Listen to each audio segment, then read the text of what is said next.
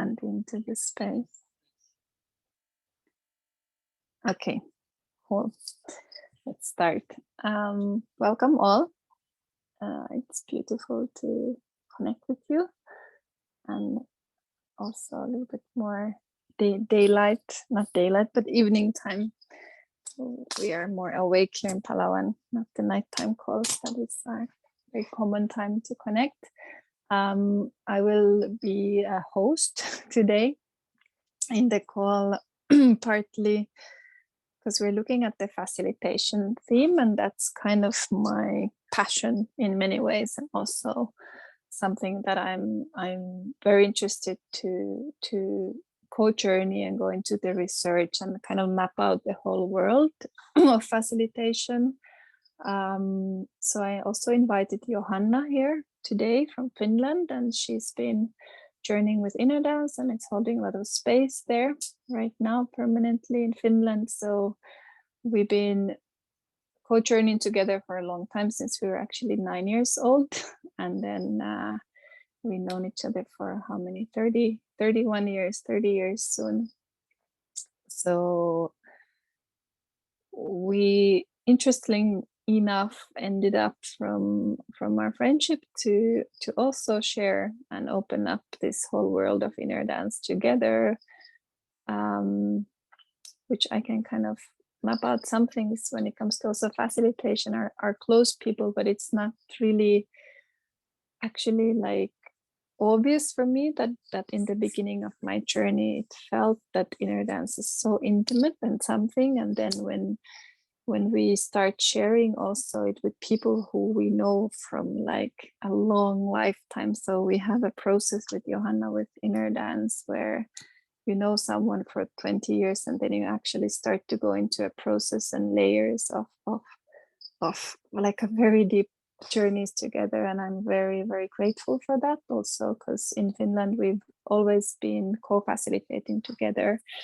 So even this call, I don't feel I'm holding it myself, because I'm holding it with all of you guys, but also that there's like a mirroring process. So we've been brainstorming, bouncing some ideas with Johanna in advance of our own mappings, and how can we look at these themes and what examples we could bring. And this is from, of course, from mostly right now, there's an example of our perception or our experience of it, and it's just a one perception, what comes through me, what comes through Johanna, and then what comes through all of your knowledge.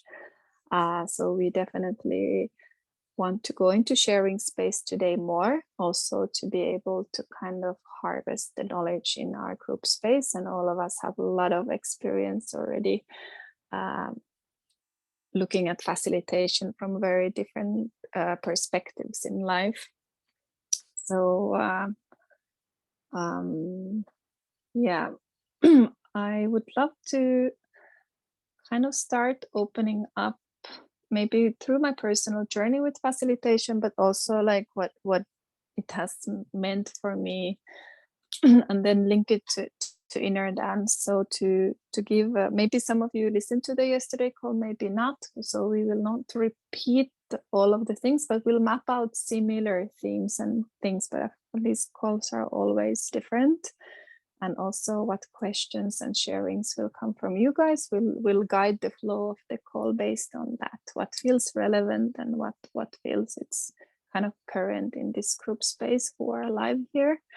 But yeah, small sharings or long, hopefully squeezed into good package, that I don't speak too long right now, but I wanna share where I'm coming from when it comes to facilitation. So I worked in an NGO world for 12 years before I quit my job there 6 or 7 years ago. And I started to, maybe halfway in my work there, I was an arts manager, producer, so coordinating things, but doing a lot of teamwork. And then slowly to my awareness, and people started, and I had a really good friend from Sweden who was a facilitator. So basically doing facilitation as a profession, meaning he would facilitate business leaders, group processes, companies, NGOs, politicians. So any kind of group processes that would need kind of assistance, that there's someone outside from the process that's happening. It can be you're planning, like doing planning processes, idea development, conflict management, or some challenges that organizations are facing, and how to solve, like kind of a problem solving situations, or any kind of team building. And he was like kind of an expert in how to create tools and spaces for people, group of people, and be a facilitator who creates the conditions in the group where basically the knowledge comes from the group space, the solutions comes from the group space, and the answers are coming from this group space. And then I started to study through him, through their trainings, through my organization. I kind of asked, can I go into this way? Can I study facilitation? It was really new in Finland that time, and not many organizations were even like it wasn't like out there. It was more in a startup world. So a lot of startups and innovation projects are using facilitation techniques and tools. So I started to study it, and I got like a thumbs up from my employer and my boss, and I started to do small exercises in the team or the groups we work with, or we had volunteers in the NGO, or like a marketing team or a graphic designer team. And I learned some tools, and I started to implement it, and suddenly, like very fastly, many parts of our organization, which was 60 people working, got really excited and wanted me to come in and also facilitate their team about some meetings or situations or plannings they had. So something shifted in me, where I was like a coordinator producer, or every team had a boss or a leader. So there was someone who decided on things, to that I started to call myself a facilitator, and going into the field that how am I part of that thing that's happening in a group of people, but I'm not actually influencing any outcome that comes from that process. So I'm creating these conditions, I'm doing different tools and exercises where knowledge comes from many brains, and looking at from more philosophical, psychological point of view, how it was somehow groundbreaking in our organization and many companies and organizations, is that the old type of leadership-led systems, where one person is like expert of something, or I'm the boss, so I decide everything, I tell you guys what to do, and I probably have the best answers and solutions to things because I'm the leader or the boss, suddenly started to shift that, oh, actually the team that is working under the boss might also have some solutions and answers that are really good. So maybe what about the boss comes in an equal circle with the whole team that she or he is leading, and then there's an outside facilitator coming into the process and facilitating the solutions and the things. And I saw such a huge shift in how human like connections and groups were working, that I'm still excited about it. I'm not doing it in that way. I might of course coordinate our local team, or facilitating inner dance also. I will come to that, but facilitating kind of spaces and situations with those principles that I learned. So how I can bridge to something I've shared before in our group is the kind of hierarchy and power dynamic structures that I kind of been breaking in myself when it comes to gurus and spiritual teachers, or being a yoga teacher, or even being an inner dance facilitator myself, energetically, to look at these dynamics in myself, like where I've wanted to be in a status, or in a pedestal, or in a leadership role, or like these. So facilitation as word comes from the facil in Latin, is to make things easy. So facilitator makes things easy for the process or for the group to arrive at something. So then when we look at inner dance process or a group space, what does it mean then to call myself an inner dance facilitator? Goes kind of hand in hand, because we've used this sentence, and Pi uses a lot this: we create conditions where healing can happen. So me as a facilitator, when I invite people, being one person or a group of people, to come into the space, I'm partaking, creating conditions where healing can happen, or transformation can happen, or insights can happen, or freedom can happen, or however I see what are we creating together. So I can kind of see I can take the same approach that I had in the organization, being a facilitator, but actually in the inner dance space, when it's a group space, I'm not separate from the process. Even I'm taking a role of facilitator, because I'm affecting, causing, and the people in the room are causing and affecting me. So I'm seeing it slightly differently, slightly same, where we are in a dialogue with people in the group space, being like energetic dialogue, or also like physical and talking dialogue, but our consciousness and bodies are talking to each other.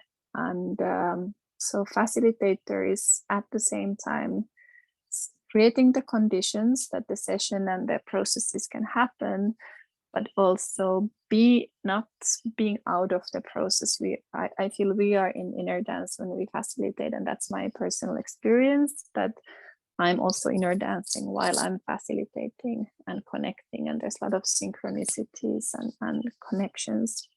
So yeah, it's something, whatever we call ourselves, we don't need to call ourselves facilitators, but it's good to look at, like, okay, if I call myself a teacher, if I call myself a facilitator, if I call myself a leader, if I call myself a therapist, if I call myself a healer, what are these roles and what are the different aspects? For example, when I also come from a body therapy world, so beside my work, I've always studied since really young age different therapies, and done shiatsu therapy or some massage or different kind of body work therapies. So when I used to be in that field, I was helping people to fix their problems. I was helping people to, okay, I have a stiff neck, okay, I'll massage this way, I'll use these techniques, I do these things. So I was kind of helping conditions to get better. And then I would see myself as a body therapist. So I was, or when it came to more also emotional, psychological support, because when people come to a massage, they actually many times talk their whole life in the table, or everything comes out. So that it is kind of emotional therapy at the same time.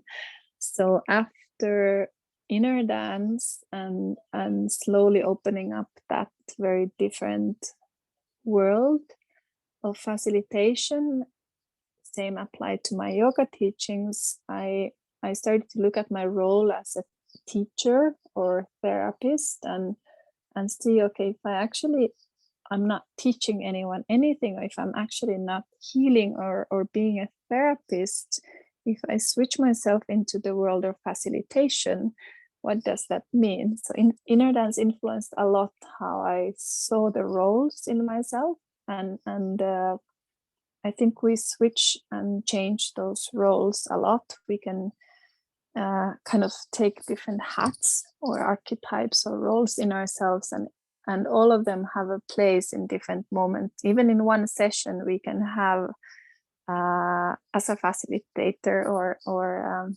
space holder. Space holding is then another name or term that people use a lot, that I'm an inner dance space holder, or I'm holding space.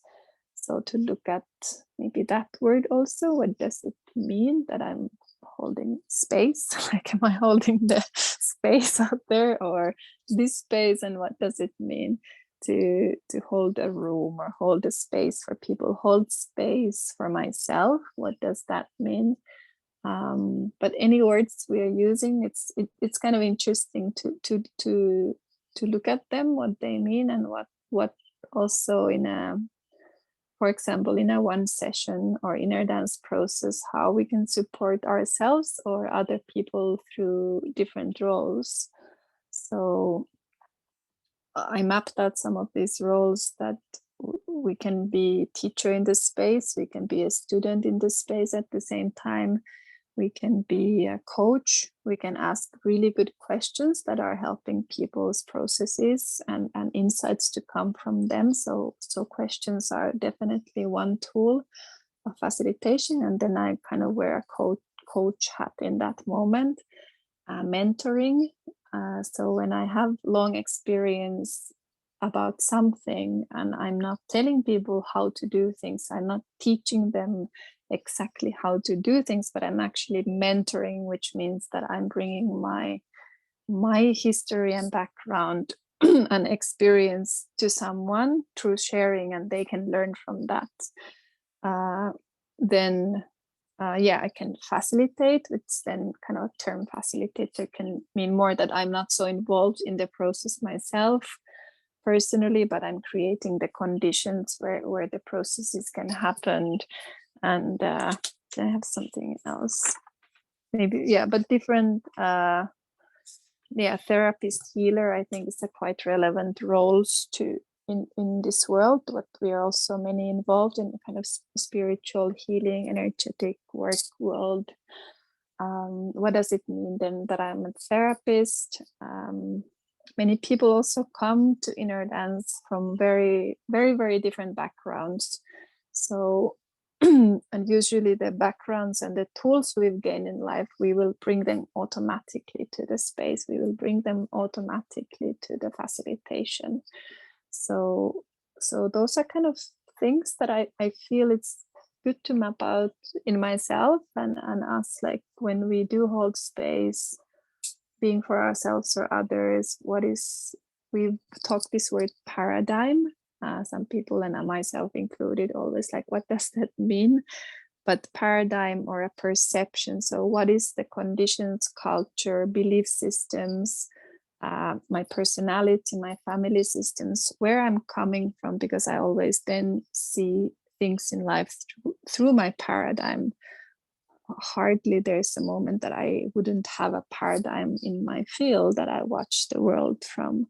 So I watch myself from a Finnish paradigm, or a Finnish person living in Palawan, or inner dance kind of world paradigm, or whatever it is where we are coming from. So also when we come from a certain structure, we will bring that with us as facilitators, and we are all different. So all of us will be very unique in our own facilitation, the way we hold space for ourselves, the way we hold space for our family or kids or friends or colleagues or in society and in our surroundings, how we hold space for if we invite people to come into group processes. So from there, looking at how do we then, for example, now in this inner intensive journey or a course or a training, how do we teach, train, look at facilitation? Some of us don't want to facilitate in that term, that I would hold groups or private sessions or like offer this. Some of us are here really for our self journey and learning. Some of us are here with the motivation, like, oh, I want to offer this forward, I want to share this. Some of us are here in the studies to help our close people, or to facilitate, to share something that we found that this is very relevant to me, this have helped me, so there's something in it why I want to share it with my mother or my sick brother or my neighbors or at my workspace. So we have very different also intentions, probably, where we are coming from, and that's why we're not offering any one set of idea what your journey should be, or what would come out of these 3 months together. There's no need to facilitate this, but but to look at facilitation based on that from a very wide perspective, which one is like, how do I facilitate myself?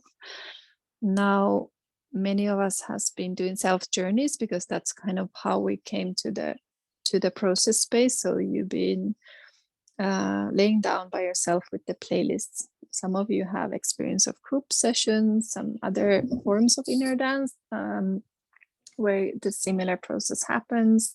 Some of us have been already facilitating also others. Some of us might be interested to explore it now, or start or start and then learn through doing it, actually through just doing, and to kind of clarify and say and see why there's no one outside of myself or yourself that can certify you to hold space.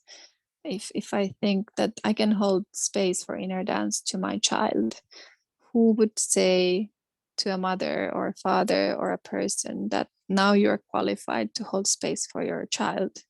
Who would be the one who gives me the paper certificate to do it? And when inner dance is not something separate modality to share or offer this only in a certain setup of a session or a workshop, when we actually are facilitating people around us and they're already influenced by all of us, when we go into deep research and transformation and those things are happening, I'm 100% sure people around all of us are also shifting and changing, just because we are causing each other and influencing each other. So even we wouldn't need to offer this to anyone.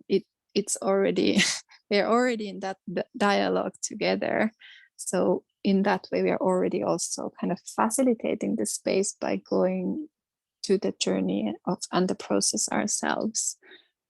So what would why yeah, what do we offer in these 3 months when we are not coming from the paradigm of offering, like, this is not something that you get a guidebook or a manual step by step, this is how you hold space, is a gift from my perception, also because we are not to create a monoculture of beings and people offering spaces to each other that should look the same, should do the same, should touch the same way, should talk the same way, like that we're really into biodiversity in humans, in our beings, in the nature. That's a really core of the energy, the freedom and the biodiversity of flow.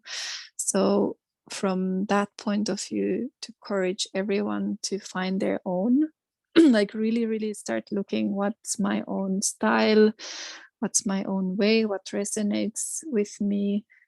For sure, we have a mirror neurons in our brain, so we will copy each other, we will mimic each other when we see something live. When someone facilitates us, it imprints something in us where we automatically might kind of start doing the same. When we facilitate other people, when we see things in Instagram, it influences us. When we see something online, oh, this is how someone does it, so I might start exploring the same way.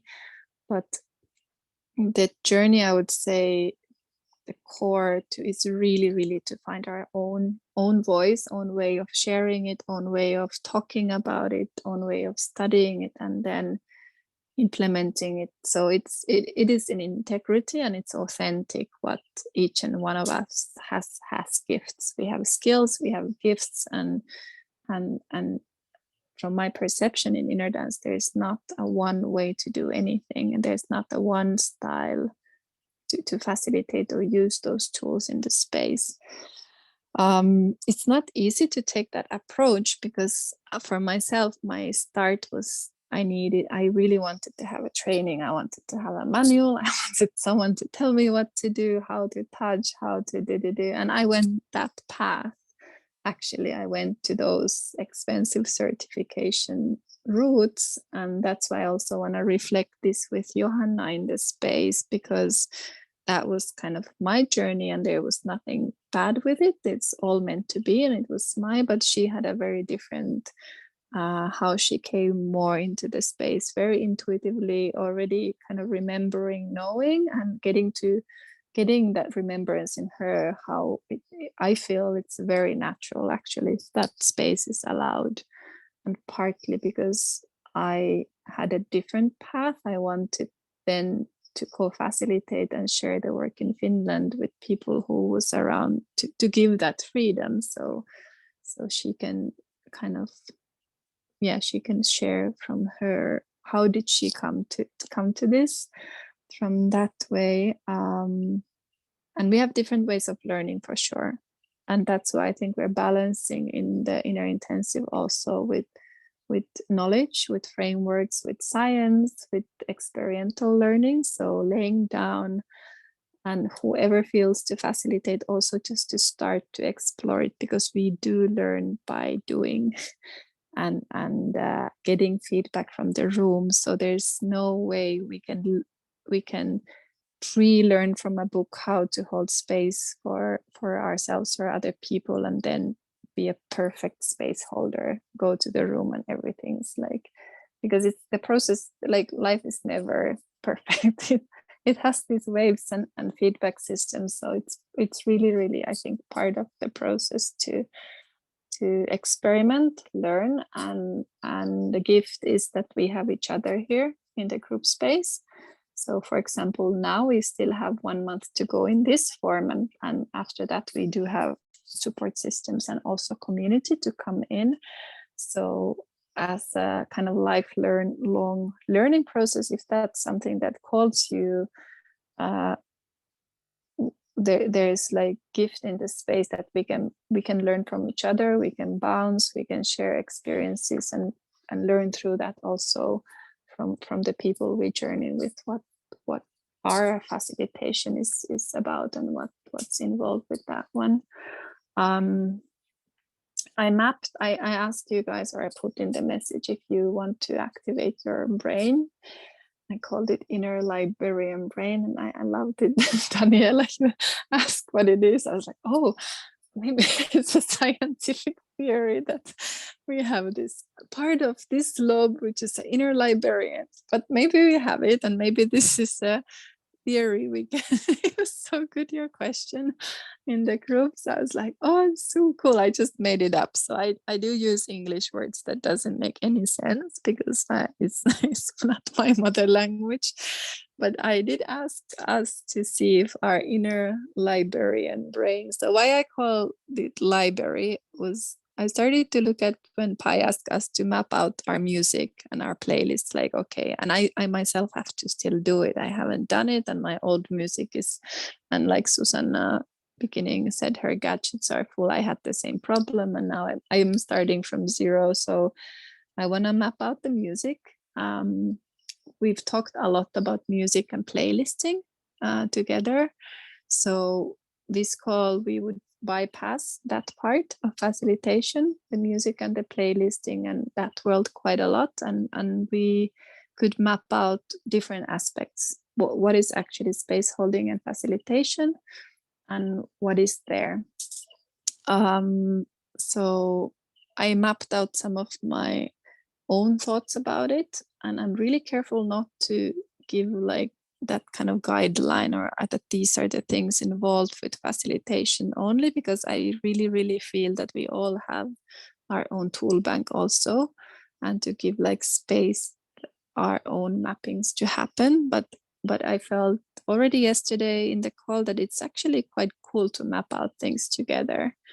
So I can share what and then what we mapped out with the other group yesterday, and those are kind of themes or topics or aspects of the umbrella called facilitation, and then we can add into it, and then we can start mapping out our own.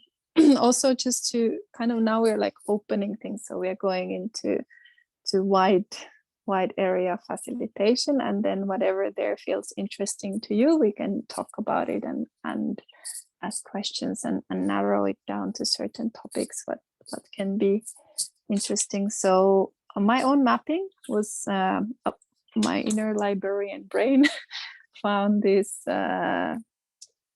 different categories, not categories, but things. So one is touch, which is very common for me. Like how are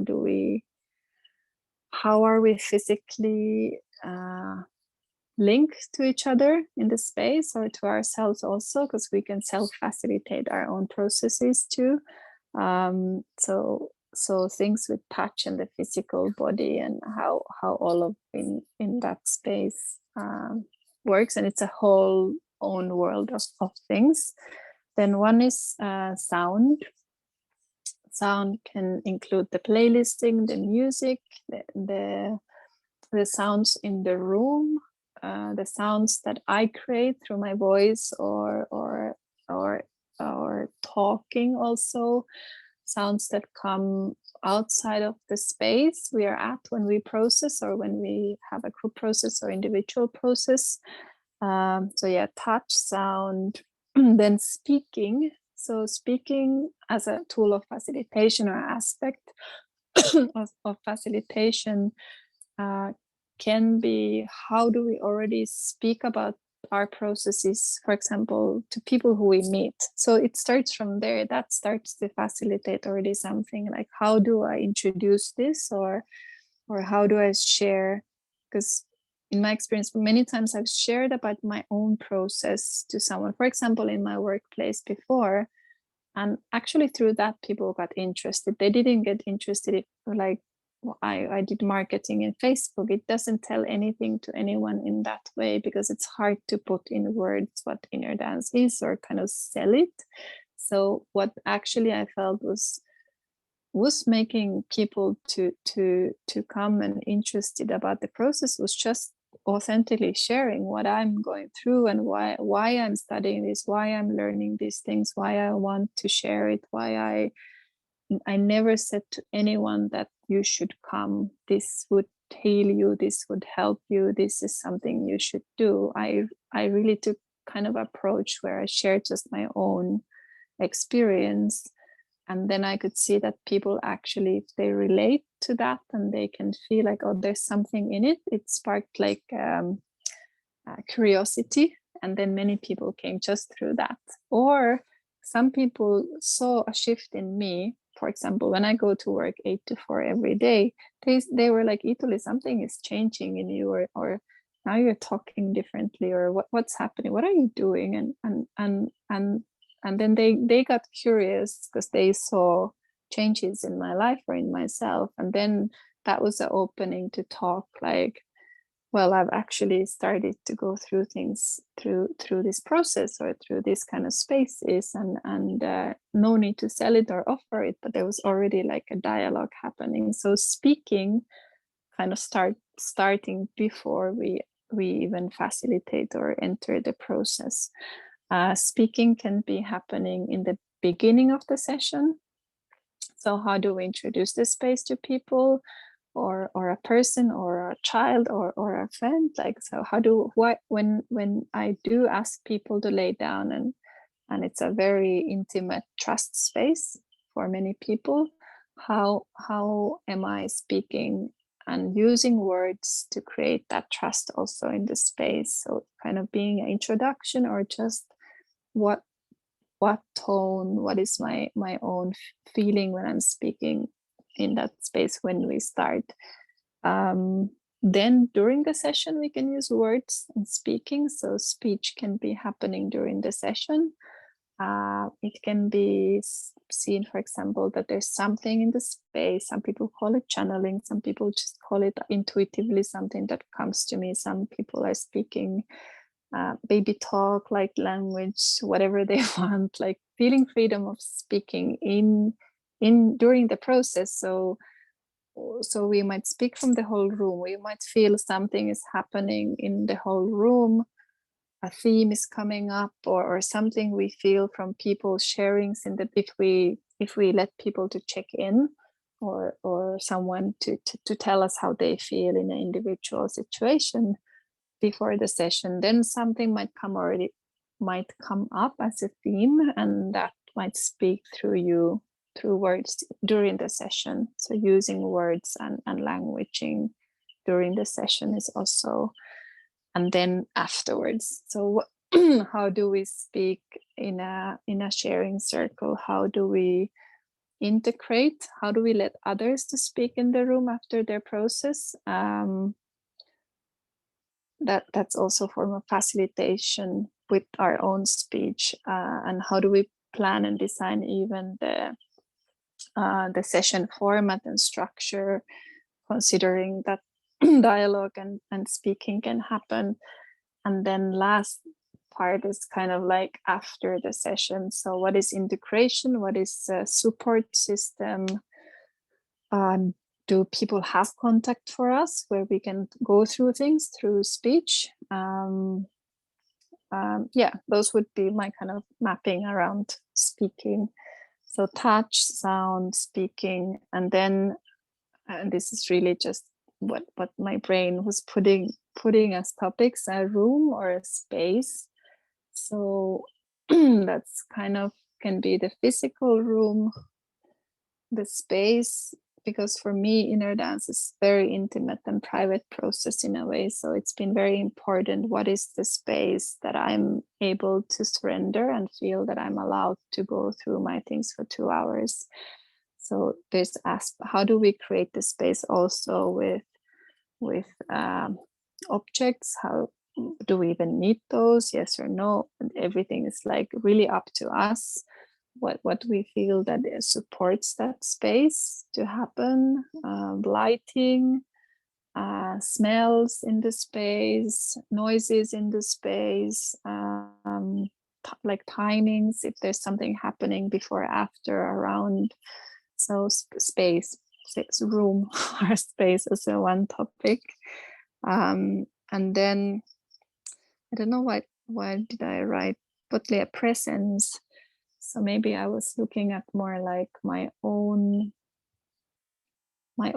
field or my own psychological, I don't know, that's not the right word, but like what affects, like how am I kind of, some people were mapping out yesterday, it's like can be appearance, or how do we introduce ourselves, or at presence more I would feel like what am I holding, what are my own belief systems and structures in myself when I'm facilitating, which are always influencing the space.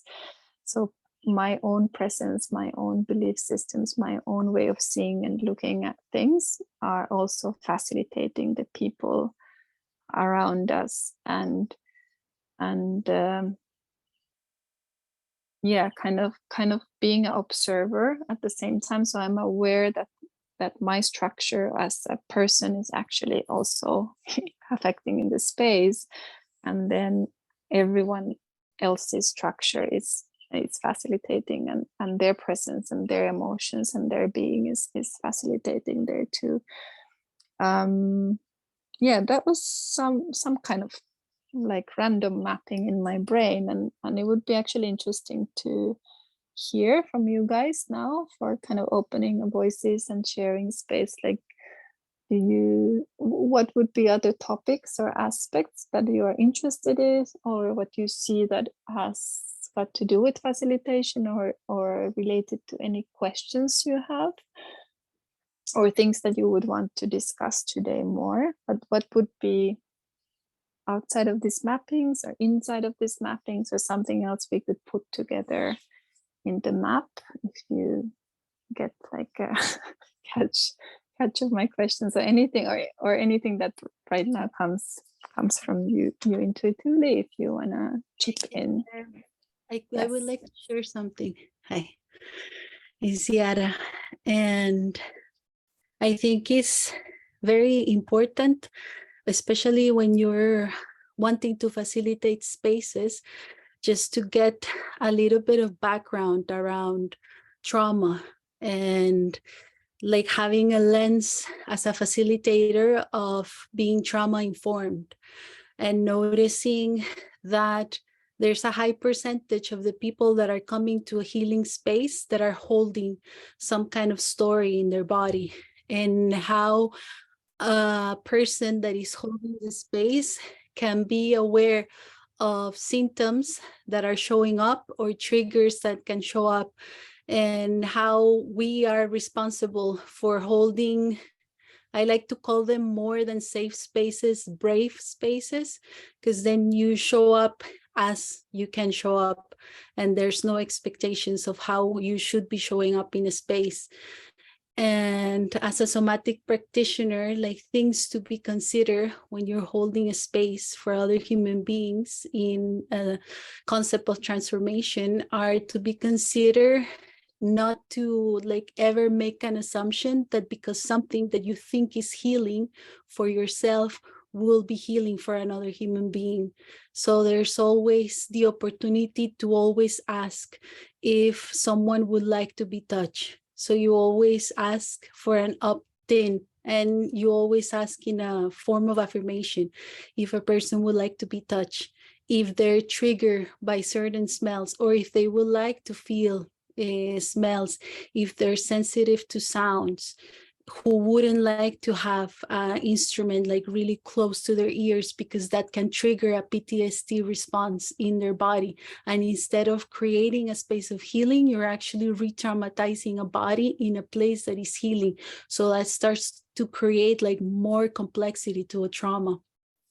And there's like really simple things that you do, like when a person enters to a space, you can locate them into a room, and just like by locating everybody from looking from left to right into a room, the vagal nervous system has a response, and you're automatically telling to your body that you're safe and there's not a threat around.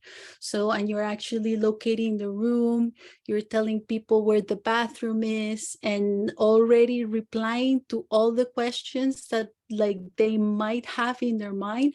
You're already providing with answers before the question is formulated. And that automatically creates a sense of safety in the body without them having to like search for an answer. And that gives like a sense of safety. And like co-regulating is really important to like start a place of healing and have like a circle where everybody's sharing where they're at. Everybody can look to each other in the eyes so they can feel safe with the person that is around them and the person that is sitting next to them, and they can have that sense of comfort, giving them the option that if they don't feel safe, they don't need to close their eyes. If they don't want to lay down, they don't have to lay down. If they feel like they want to get up in the middle of the session, they can do that. If they need support, they can like put their hand up and somebody will come and support them, take them to the bathroom. So those are like small details that like need to be informed, especially when you're holding space for other people, because sometimes we think that we're providing healing and we're creating more damage without us even knowing. Thank you.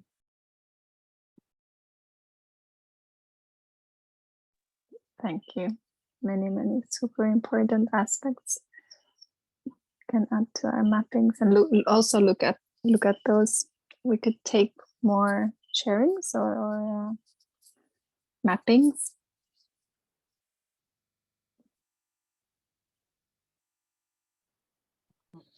Can I ask a question?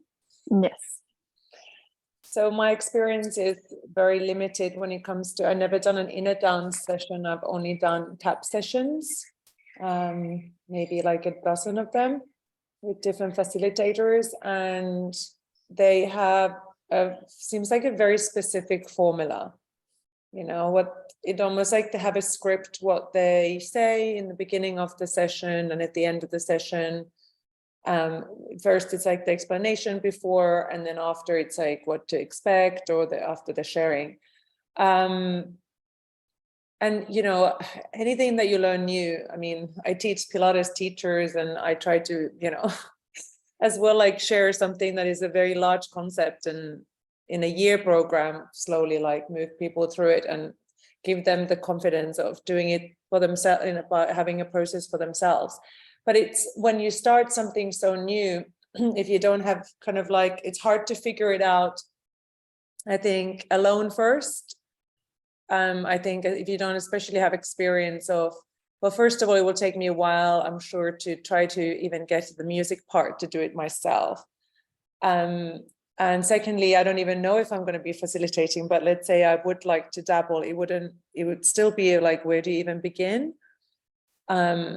Because it's not something like the touch is there yet, the music is not there yet. So I guess it's for me as well, maybe having just experiences being in other people's spaces, and maybe it'll intuitively start somehow, like you said. But yeah, it's always, I guess I wanted to say that it's harder always to like take such a vast concept and know where to begin and start it, unless you just naturally just magically get into it, which I don't know yet, but just wanted to say that you know. And what do you do, and how much, like, you know, do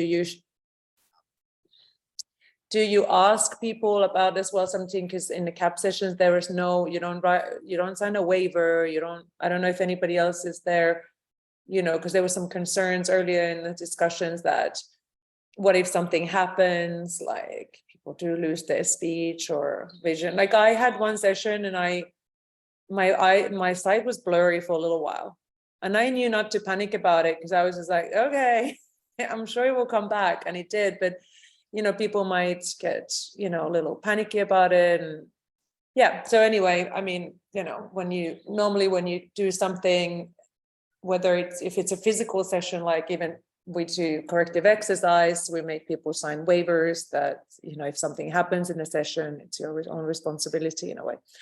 But it would again be horrible to, I guess, sign papers and do paperwork. It's not something I would go into that space for. But you know, I guess that's the idea, just on the background always, that you don't have any, people don't come and basically sue you.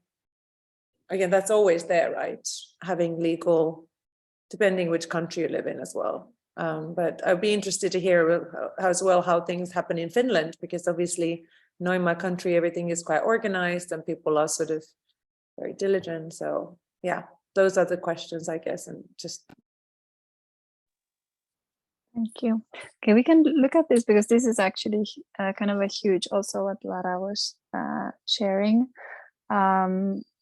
related to this kind of, and yeah, there's different aspects to look at safety and introducing and what is it all about. So I have to go back to the different ways of learning and also holding space, where I needed that guideline and books and how to structure a session. And the founder of CAP was in the same training with me, so he basically copied that format what we got from our teacher in Bali.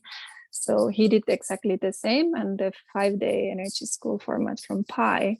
So that's why the format that CAP session is the same I did for many years, because I came from the same funnel that I have an introduction, this is what we do, then we go to the basic wave, and then this is how we close and share. And I felt really safe with it for many years, because I needed to have a structure in myself to be able to hold it. By time, what I noticed, that it actually started to limit something in me. It started to limit something in the space, that there's kind of a box or a format, and it wasn't exactly in a dialogue or in talk with the present moment or the things that were happening in the space. So when I came first time to Maya, there's no introduction, Pi is like lay down, boom, and then we go. So I was like, what is this? There's no responsibility.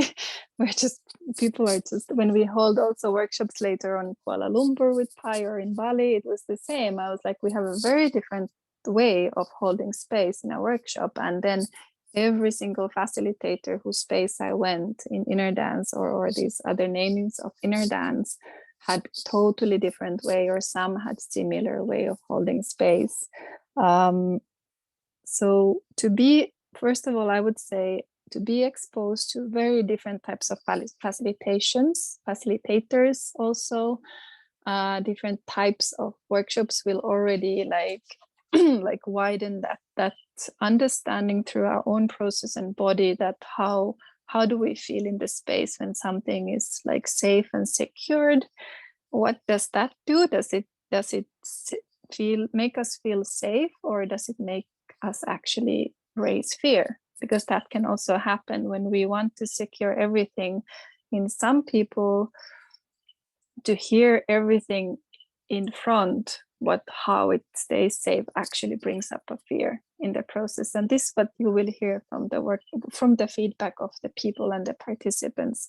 For some people that we introduce and tell all of this and secure the space and ask waivers will will bring a lot of safety to feel to go into the process. So there's not actually any that it's not either or, that this is a right way of holding space and this is how we need to keep it safe, because safe is not same for every people, and fear will come from the very different ways of the space. And so the sentence Johanna also we're using in Finland, like full freedom. So if we come into a process where we allow full freedom in the space, we cannot know if it's safe for some people and some not, but full freedom means full responsibility. If this is where we are coming from and this is how we are introducing the process, and this is not inside the process for me, this is in society. So when we are in a communion with each other in a society and we have full freedom basically, and then we don't have it. But when we come from that freedom space, does it mean I can do whatever I want or hurt anyone I want or hit my neighbor or do things? Or am I also responsible of my own actions and doings in the world? And it's just coming into a microcosmos in the process. We need to go through all those same programmings in our bodies and minds, what we are also facing in everyday life. So safety is a really, really big topic, and I'm sure we will look at it also later on still, and we can look at it more, because the making something safe in the space. So yeah, like I said, in the beginning, I used to always tell all possible things that can happen in the process. Like this can happen, that can happen. But what I learned from my teacher that time, what she shared was that if you start saying, Emma, that this, do you want to be touched? Do you want to have music? Do you want to have smell? Do you want to are you allowing other person scream next to you? We start asking, giving their options. Are you allowing? We should ask everything then, because everything can happen in the process. So how can I safeguard and ask permission from 30 or 10 or even one participants that what are the things? Because for some people, touch is intimate. For some people, sound is intimate. Some people is traumatized from very different aspects of things, and all of those might come in the space. So it is really, really kind of delicate and important and really super important what Lara was sharing to understand the mechanism of trauma in the body and in people, and then start looking at it from that perspective, like a safety and freedom, and how is not the same for everyone. So how do we hold the space for that? So no one can really give an answer. This is the way it really comes from the paradigm we're coming from. So when I'm coming from therapist or healer paradigm, I'm looking facilitation from a very different way than when I'm coming from facilitator paradigm, for example. So if I know we have facilitators in Finland who are trauma experts in their field of work, and their way of facilitating is very different. How they introduce their space and what they bring into the space than someone else. We have people who have a different background and this and that, and everyone will kind of bring their tool bank and approach to the space. So that was maybe in the beginning related to this one. So my learning is that whatever I feel is important, like a waiver, if you feel that it's actually really important in your own country to secure yourself, not to be sued, do it. You have to do anything that you feel that in your own process of holding space for others feels secure, and it might change. The next year you might feel that, oh, this is actually not needed, so I don't do this anymore. I was giving introductions. I was telling people a lot about the process in the beginning, the first years. And then I also started to realize that I'm actually giving, like, I'm already putting things into the space, and I shifted my style not to talk about that much what the process might be. And maybe someday I go back to explaining again more, but it really changes what we experience is necessary in the space. So I think for some of us, we will get information from each other, and in this space too, like, how can I start? What could be the first steps? Or how could I, with the music too? Okay, I could use already playlist first time. I'll try. So we are super supporting also to give tips and examples and possibilities how to start it. At the same time, in the space where, you know, saying like, just do it. So some of the best facilitators can be the ones who have zero knowledge, and they're so intuitive, they're so tuned into the space. If they would have someone else's structure of holding space, it would actually limit their way of being in the space as facilitator. Some people are amazing facilitators, but they went into like 5 years of studies how to do this, and you know, different techniques and manuals and information in them. So it's very, very personal. So I would say, like, we really need to respect where we are coming from and what feels good for us, not to also cross our own boundaries as a space holders. How do we start approaching it? Because also we do see how deep, how strong, how influential, how transformational this process can be. So it is really good to take it seriously, not too light, but it's really good not to lose the childlike mind and the playfulness that this is actually not so serious. Like, we can also learn from a childlike mind space to be with each other in the world and to hold space. Okay, maybe last thing, what is the kind of role or structure, this healing thing is actually, I think, the core. It's a very different thing to expect healing to happen, or say you will be healed, or this process will heal you, or something might harm you, or that there's a good and bad in the space, then to look at the space or the inner dance process, a space where healing can happen. And the last call we had with Dr. Paredes in transformational medicine was also talking when healing doesn't happen, but what does that mean?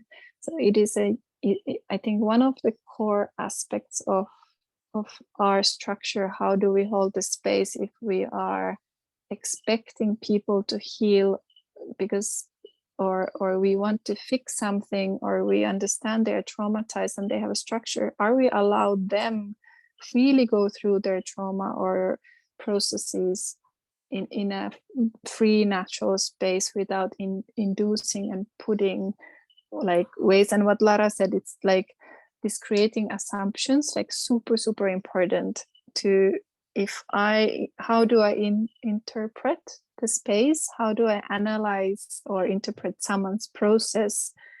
Because we really cannot know. We really cannot know. And we also might have intuitive feelings what it is all about, but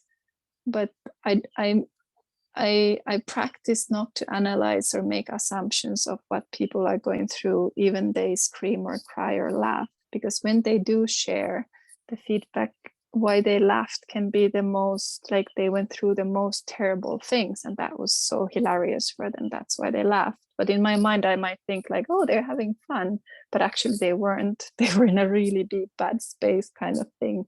So to make assumptions what happens and why, it's kind of a one aspect to look at. That bridge to the need to be therapist or need to heal or need to fix someone in the space. Like, if I come from there, or like where am I coming from when I'm holding space, even for myself? I think that's that is really the core.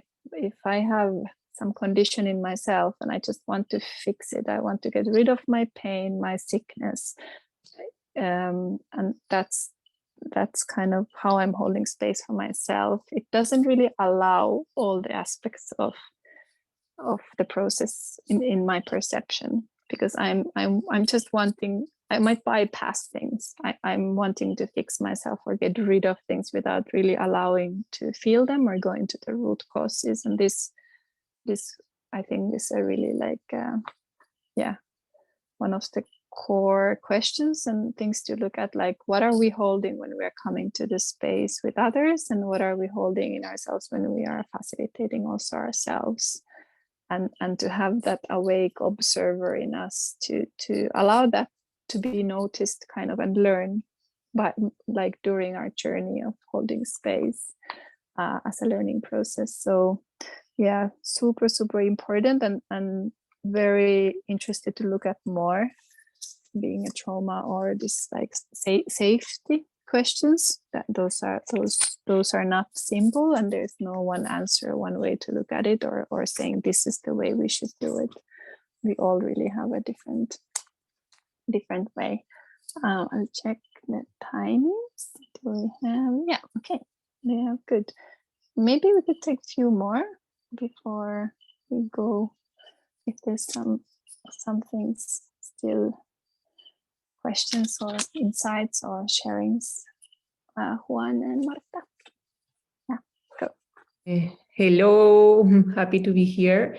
Yeah, I would like to add something just by the experience of holding spaces, according what Yara said, that I thought it was really important, the trauma-informed learning of each facilitator, because when we have people lying down, trusting in us, and they arrive to that deep processes that sometimes it can be very tough and difficult, to know exactly the point where you have to take a step back and not push the people lying down, because I've seen it so sadly, in Spain so many times, in other modalities, facilitators trying to push to have the catharsis, that it's like if they get the catharsis in the people, if they get a prize, it seems like, and I think that it's that's really dangerous. I think we talk already sometimes in the chat, in the group chat,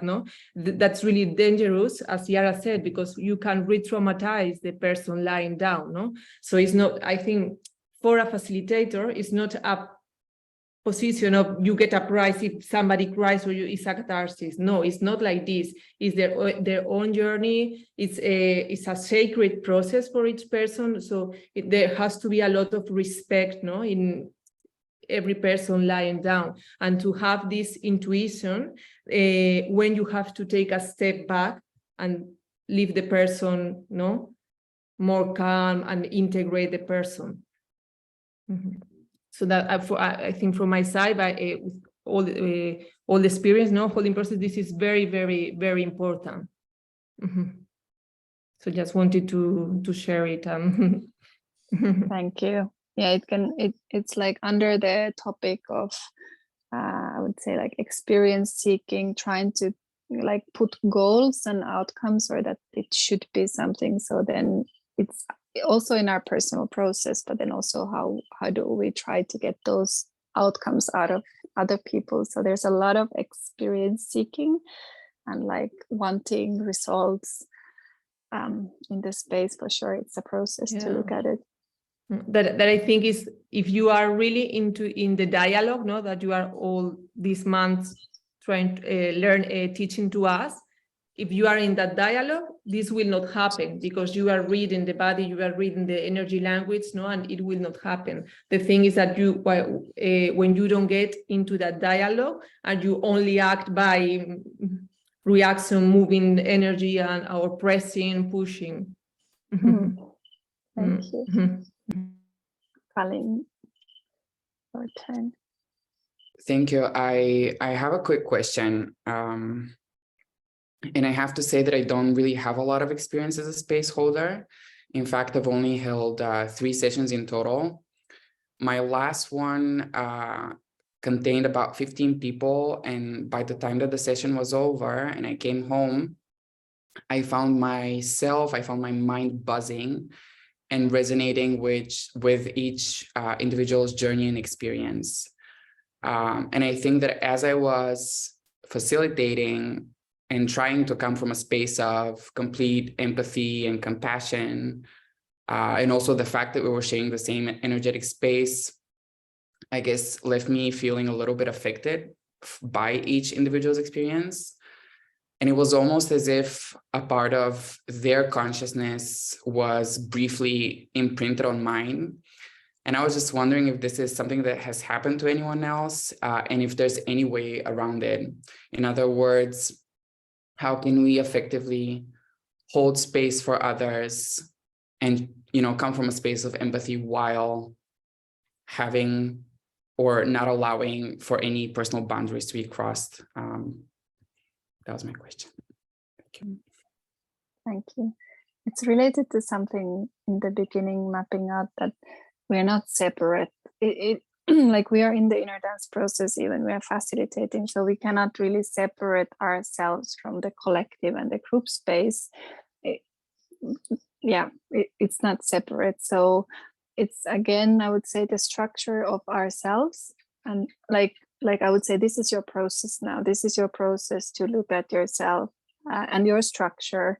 And is it anything you have to change, or just observe, oh, I actually went into this group collective process and now I'm affected. Is it something that we put the label that it's negative, or we are absorbing something and that's bad? Or is it just a process we are going through? Because it will shift. And I've had many of those waves in me, and in the beginning especially, and it was always linked to what is my belief system. If I'm believing that I'm absorbing something from someone who I'm doing a session or a massage, usually I got a headache, I felt tired. And then when I start to look at that process, why I'm always feeling this or that, and my awareness, first of all, my awareness awakens. I started to notice, okay, this is happening. Then I started to look at where is it coming from, because I had a lot of teachings behind me from my teachers in the therapy world, that you have to clean yourself, you have to protect yourself, you have to jump to a salt bath after doing massage and this and that. I already had kind of created that system in me. So it was true. It was actually happening. But when I saw that, oh, someone else said to me, Italy, it is true if you believe in it, but if you change your perception and you feel you are not absorbing anything from anyone, try it. And then I was like, oh, can I just change my way of thinking about it? And when I did, it didn't. It actually, I felt empowered after the sessions. I had so much energy. I never felt tired after big group sessions in Finland. And I was like, okay, there's something in it to look at and to learn from, but also what are the meanings I'm putting into it? So is it bad that I'm actually empathic? Is it bad, or is it just part of where I'm at right now, that I'm I'm supposed to feel everyone? I'm supposed to feel the earth. I'm supposed to feel the planet. I'm supposed to feel, like, for myself, like feeling exhausted or feeling like tired how the world is. It's not a bad thing, because it's somehow natural and healthy to react on things and feel them. So is it bad that you are feeling everyone? You just went into a very deep process. If it starts to disturb you and become like a thing that is actually, you put negative, that this is disturbing my everyday life, then maybe, okay, let's look at my own perception of the space that I'm holding, or where I'm coming from when I'm holding space. So just the one, maybe anyone else have something to this to share? Juan, Marta. Well, yeah, just wanted to add into that.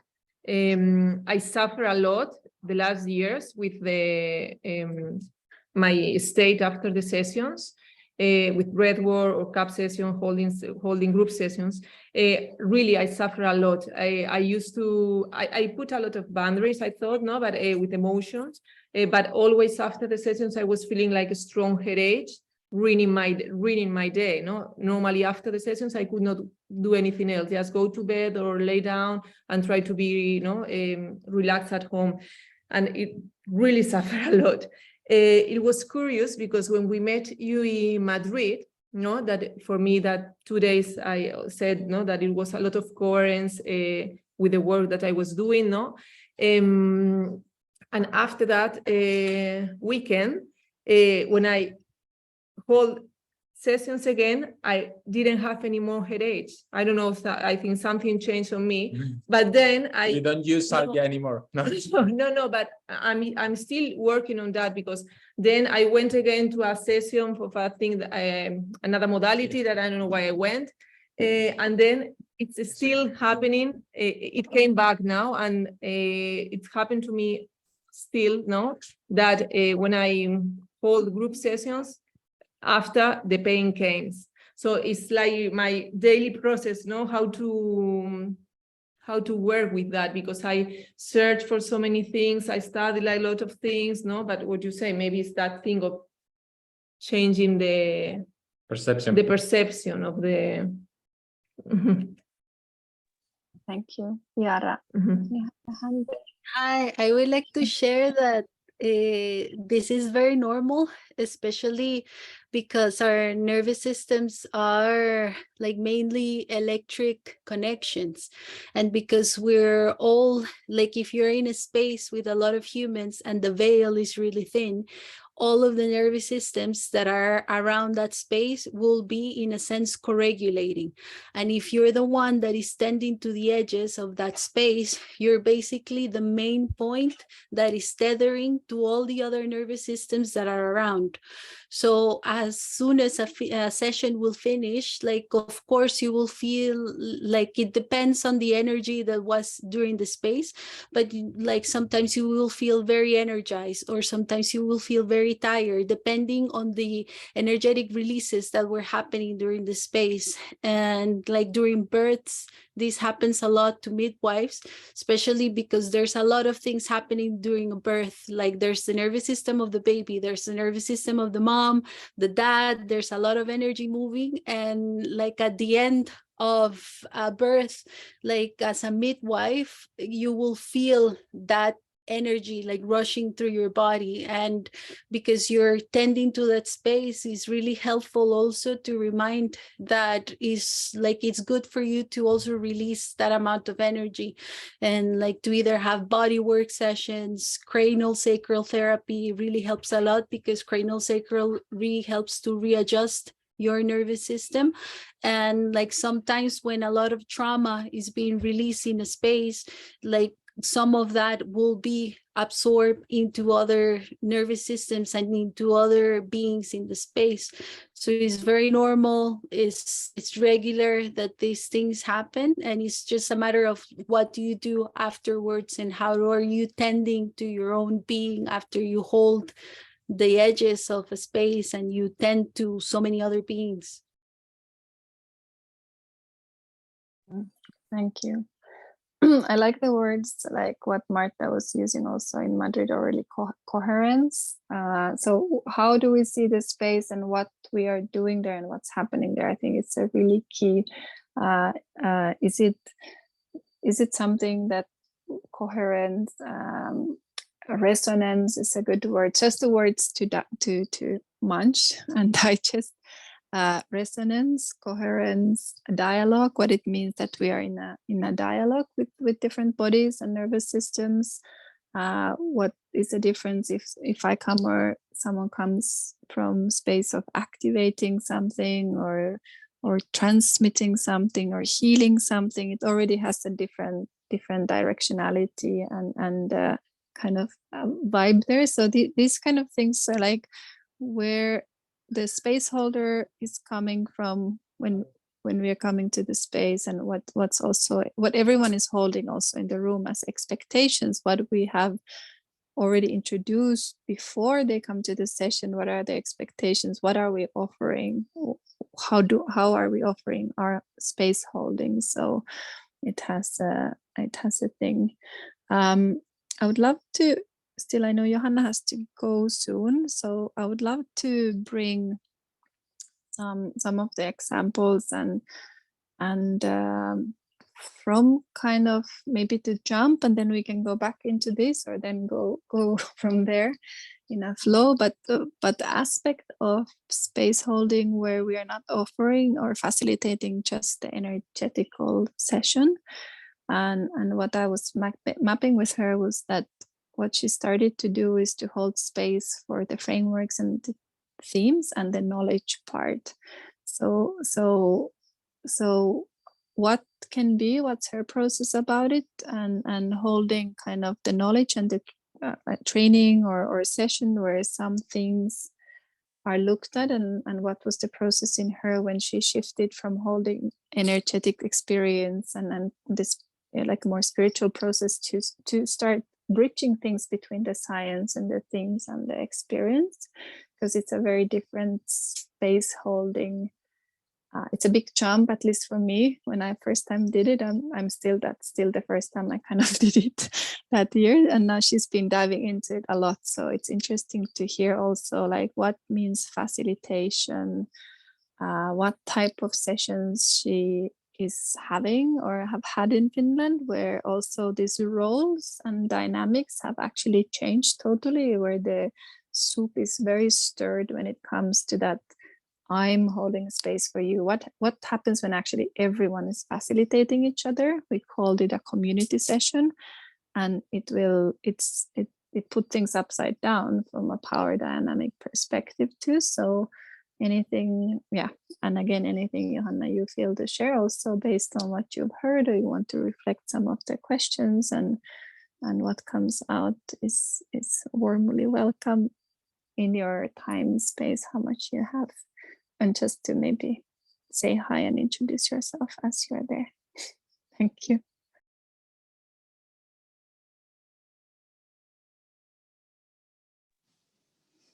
Yes. Hi, everyone, and grateful for being here. Oh, this was so covering for from all of you that it's hard to jump into kind of another layer of facilitation. Trying to figure out a bridge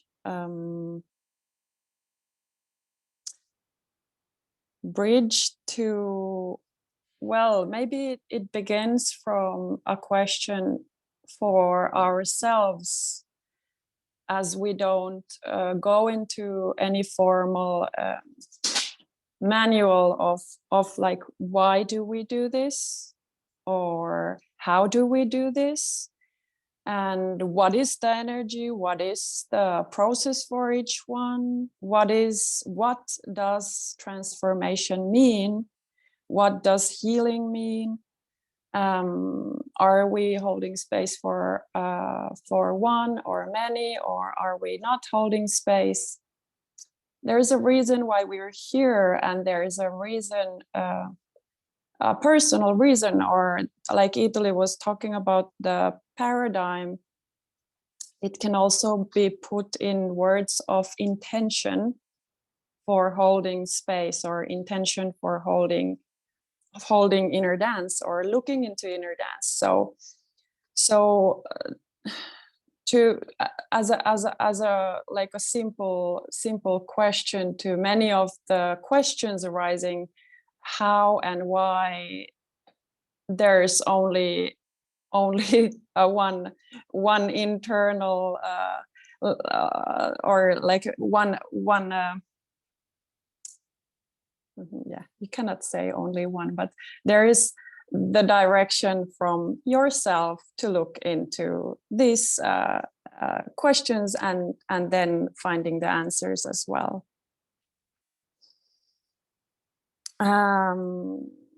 My point of view to inner dance and to space holding comes from life experiences. And when I was introduced to the energy, I also felt like it's a language that speaks through me, it's a language that I speak, and like finding a language that I've always been speaking, but nobody could reply, or I didn't understand if somebody was replying. So I find a connection in between some events in my life and in the space of group space of inner dance. And then I could see that it's moving in my body, it's moving in all the layers of my my experience of existence, of life, interpretation of anything. So this is some kind of vibrational form that combines all the layers together and is creating a language without and with a structure, kind of undoing any structure, but then again holding a structure within. So for everyone, it is understandable. There is no order of words in this vibrational form that tells us like you can look it from this layer or this dimension or that dimension or from this angle or that. Each one of us have an individual point of view, an individual layer where we're looking and the glasses that we're looking through. And it's always understandable. Like it always speaks the same language, even if the point of view can be very different. So in my life, there are events and like transformational occasions where I find that, okay, there is an opportunity for something internally to shift, and I resonate with that in the inner dance space, and for that I also allow any kind of story or directionality to happen for anyone who enters the space.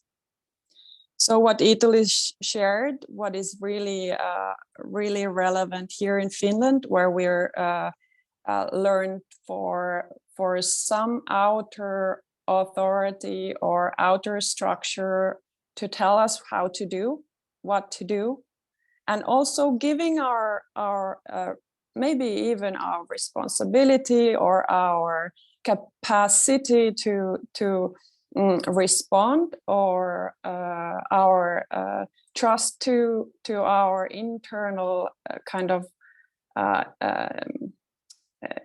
intelligence to be in that space. So when holding space for inner dance, the full responsibility and full freedom go in hand. And when we talk about full responsibility, there's no question that with the freedom and with the language of the energy and with the responsibility, an experience or the person experiencing or the space that is being held would not also be able to respond to whatever happens. So for me that is how it unfolds, that there is this language that for everyone entering in the space, there are no expectations. And while I'm holding space for myself, I'm holding space for someone else also in full freedom and full trust to hold space for themselves. In that way, the transformation can be in any layer of experience. It can be in coming from any direction, and it can be really, really mild compared to someone else's experience, or really, really high range. And then there would be no question that the intelligence of the energy and the person, him or herself, would not be able to be or respond to what happens. and yeah, in that way, my notes are so messy that it's hard to read, and coming from a long journey from yesterday night to this afternoon with the call, it's like an ongoing dialogue within my body and mind, and with Ituli and Fanny and with the group and everything. So yes, maybe Ituli can help me with another question. What would you like, or then just go forward for? Yeah, I'm also feeling what's like a relevant or in the thread. I am. It's maybe also my personal interest, but it's something that is not so common to hold space for the for kind of the themes, the framework. So it would be just interesting, just your recent, even the experience that you did your first training, mapping out your knowledge related to, because we are in the inner intensive journey, looking at the frameworks and the sciences, and also like bridging them as much as facilitating then hopefully those beside the experiential and energy process. So how did it feel to kind of shift and start holding space for themes and knowledge and insights, and more like dialogue spaces in Finland? Yes, well, I think it's really natural for the process to evolve into a place where more questions are rising, and then studying happens, like in the group that we are now studying something that rearranges kind of the information, or absorbing some sort of ability to hold our information and rearrange and reform the information happening. So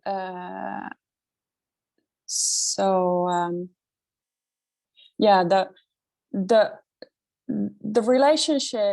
relation with holding space as a group space, or a personal holding space for kids, or for just as a outside of the workshop, or outside of the energetic process offered for groups, or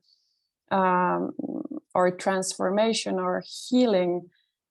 It's not so that it would end outside when you walk out the door.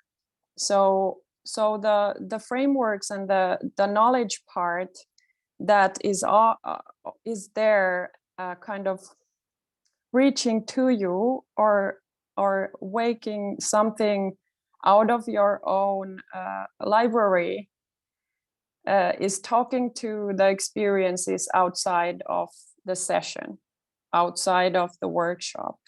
So in that way, the framework that we are learning, they are related to well, they're a lot related to many layers of science, many layers of evolution, or the earth, or the nervous system and its response to the universe and its order.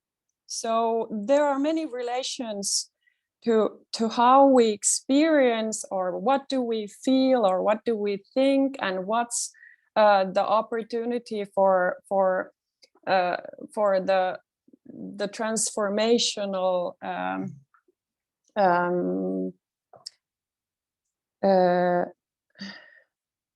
what's the word? Like olosuhteet, mikä se on se sana? Conditions. Yeah, like the conditions to like the conditions to emerge there. I lost also my thread because I shift the language. So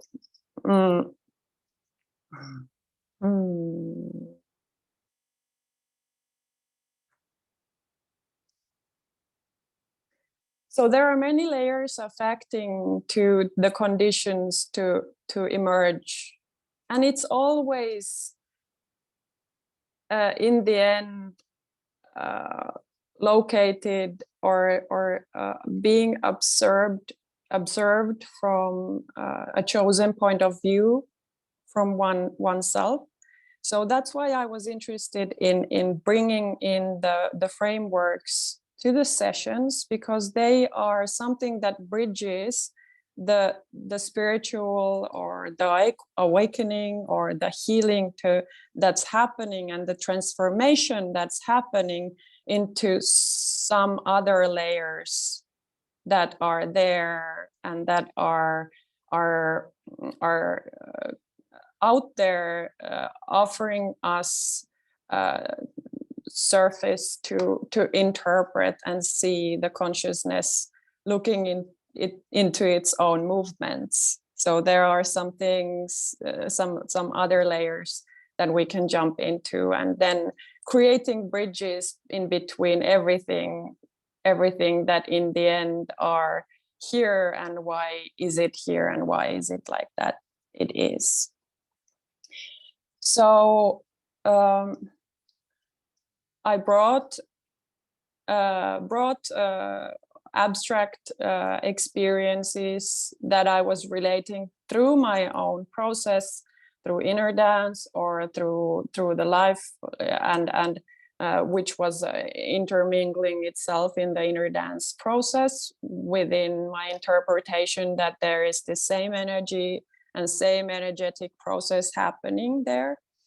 And then I brought my my internal kind of research of the points of relation that I could relate to in the space. And then when I was going into the interpretations, there were some frameworks and sciences that has been brought up in the intensive that were supporting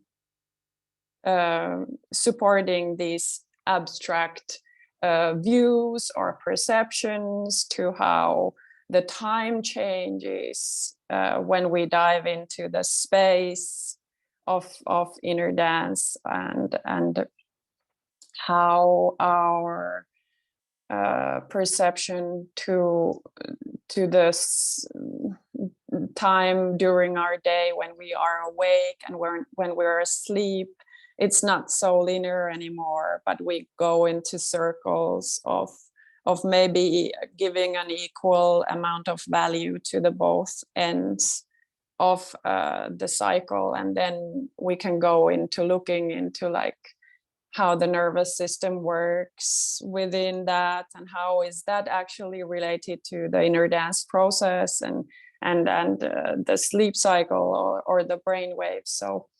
So that's why I was bringing these themes into the inner dance space, and also holding dialogues for the reasons that there are opportunities to integrate the process that could be really abstract into something more concrete, to give it like a reference.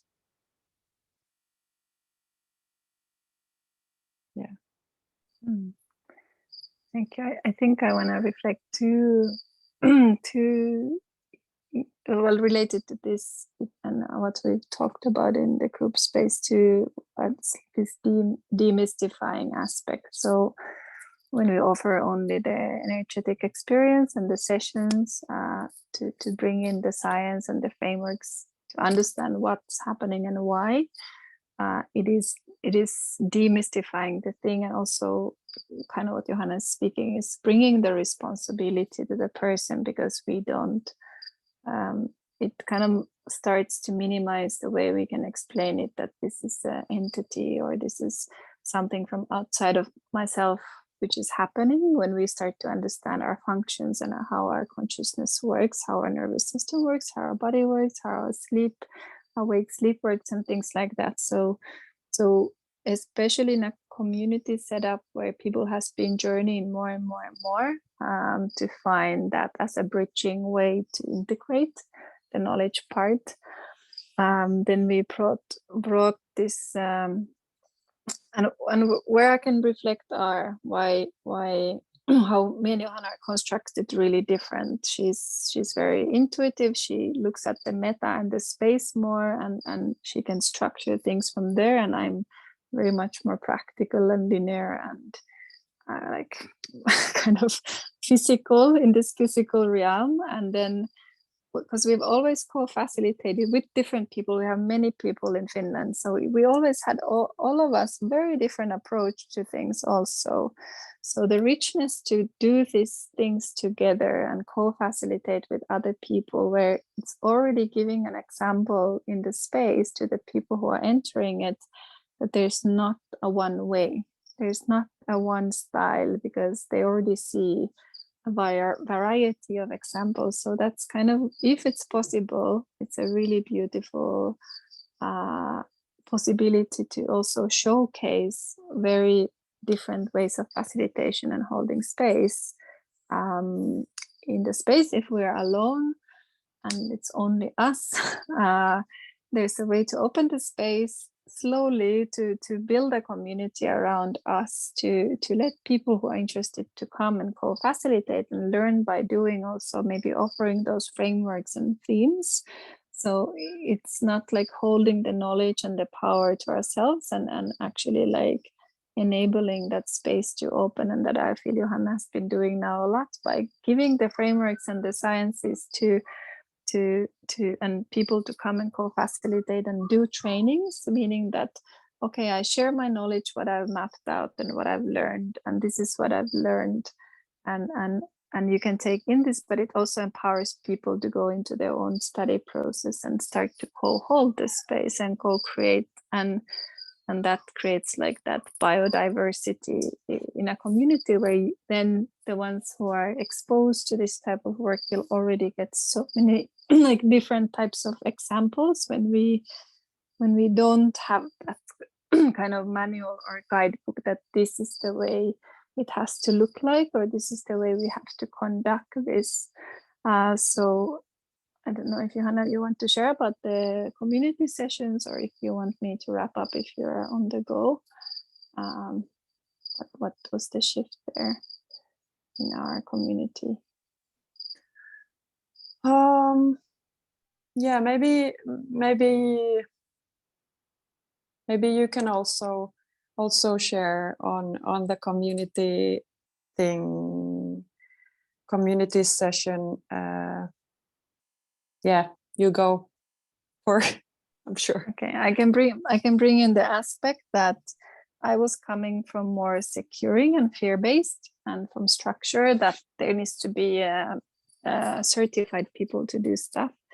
When I was doing inner dance with another name in Finland for many years, I first did inner dance, and then I shifted to this other modality because my teacher and I flew into that. And then when I shifted back to, okay, looking at what then inner dance holds also as a name and then a movement and a global kind of community of network of people, and I went back to the roots, to so-called also.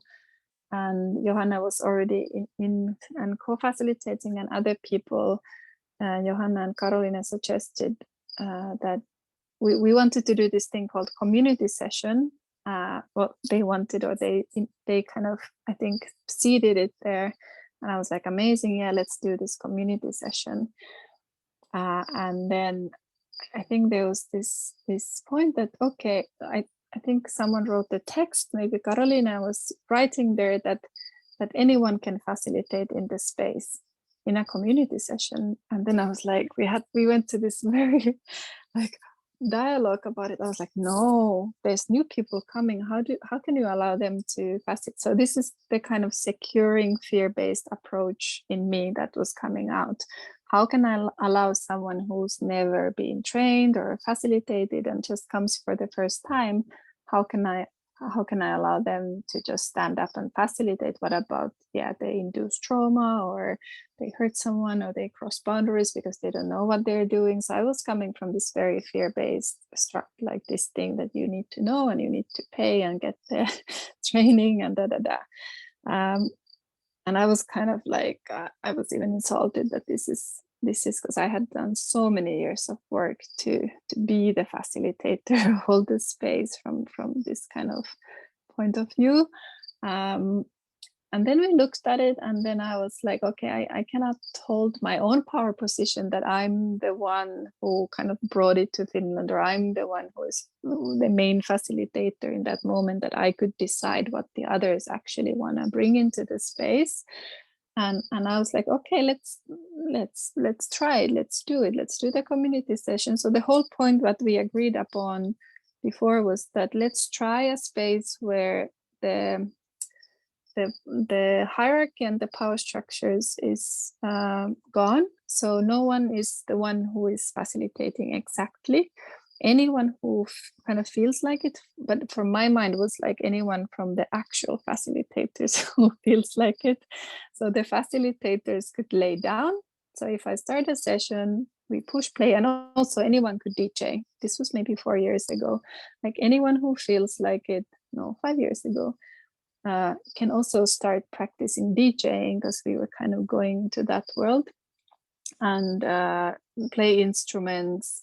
And from the facilitators, anyone who wants to lay down can just go lay down, can stand up during the session and facilitate and go back to laying down. So let's really, really like mess this soup and mix it and see what happens, to be more playful, because we had gone into such a structured branding and kind of, it was somehow boxed in what we were partly doing, or what I was also partly doing. But then I gave in that idea. Okay, I shouldn't control the space now. If someone feels that anyone can facilitate, maybe I should look at it and let's see what happens. But I was very coming from like, oh, that's irresponsible, that's not safe. So we started the session, and how the speech facilitation happens, we introduce it to everyone like, hey, this is a community session, so we are actually all holding it together. Anyone who feels to step into the part of holding the space, eyes open, facilitating, doing the music, anything, we can plan all these sessions monthly together. So if someone wants to do a playlist with Finnish children's song, let's do that kind of playlist, and let's just explore, like let's be for a while like playful and open, and everything is like, so we can kind of evolve as a community, because we had a lot of movement around inner dance that time. And we had the session, and there was a girl who was first time, and then end of the session she shared that since like 2 minutes of the session started, she just felt that she wants to stand up and facilitate, and she felt she needs to go to some person, do something, be there. And she was going around the room and facilitating, and she said she's never would have allowed in her life to do this. So it was like huge shift and moment for her, and I had to listen to her and watch myself, like, why did I want to prevent that to happen?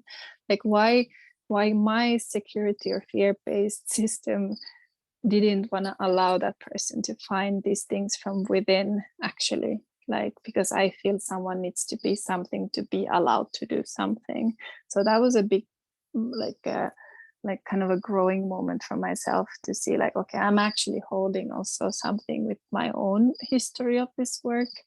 And then it started really beautiful movement of these community sessions. Also, Johanna was holding inner mama sessions, so kind of focusing on mothers and the theme of motherhood.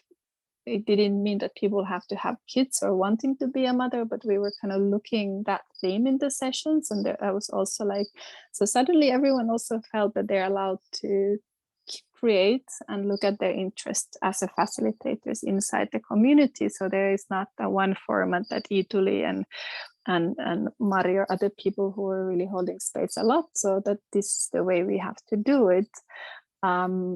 So what I then see gift in inner dance and what comes from kind of the roots is like, it's free, it's actually free. So why do we put them boundaries into it when we start to work? Why did I start to put it into a box? And that being like a ongoing learning process. So what does it mean to be free? Maybe one more example from Finland, because we brought up trauma and the kind of security and how to introduce it, still saying that if we feel we need to secure, explain, open up something, and that's coming from our field, we really should do it what we feel. But we worked with this trauma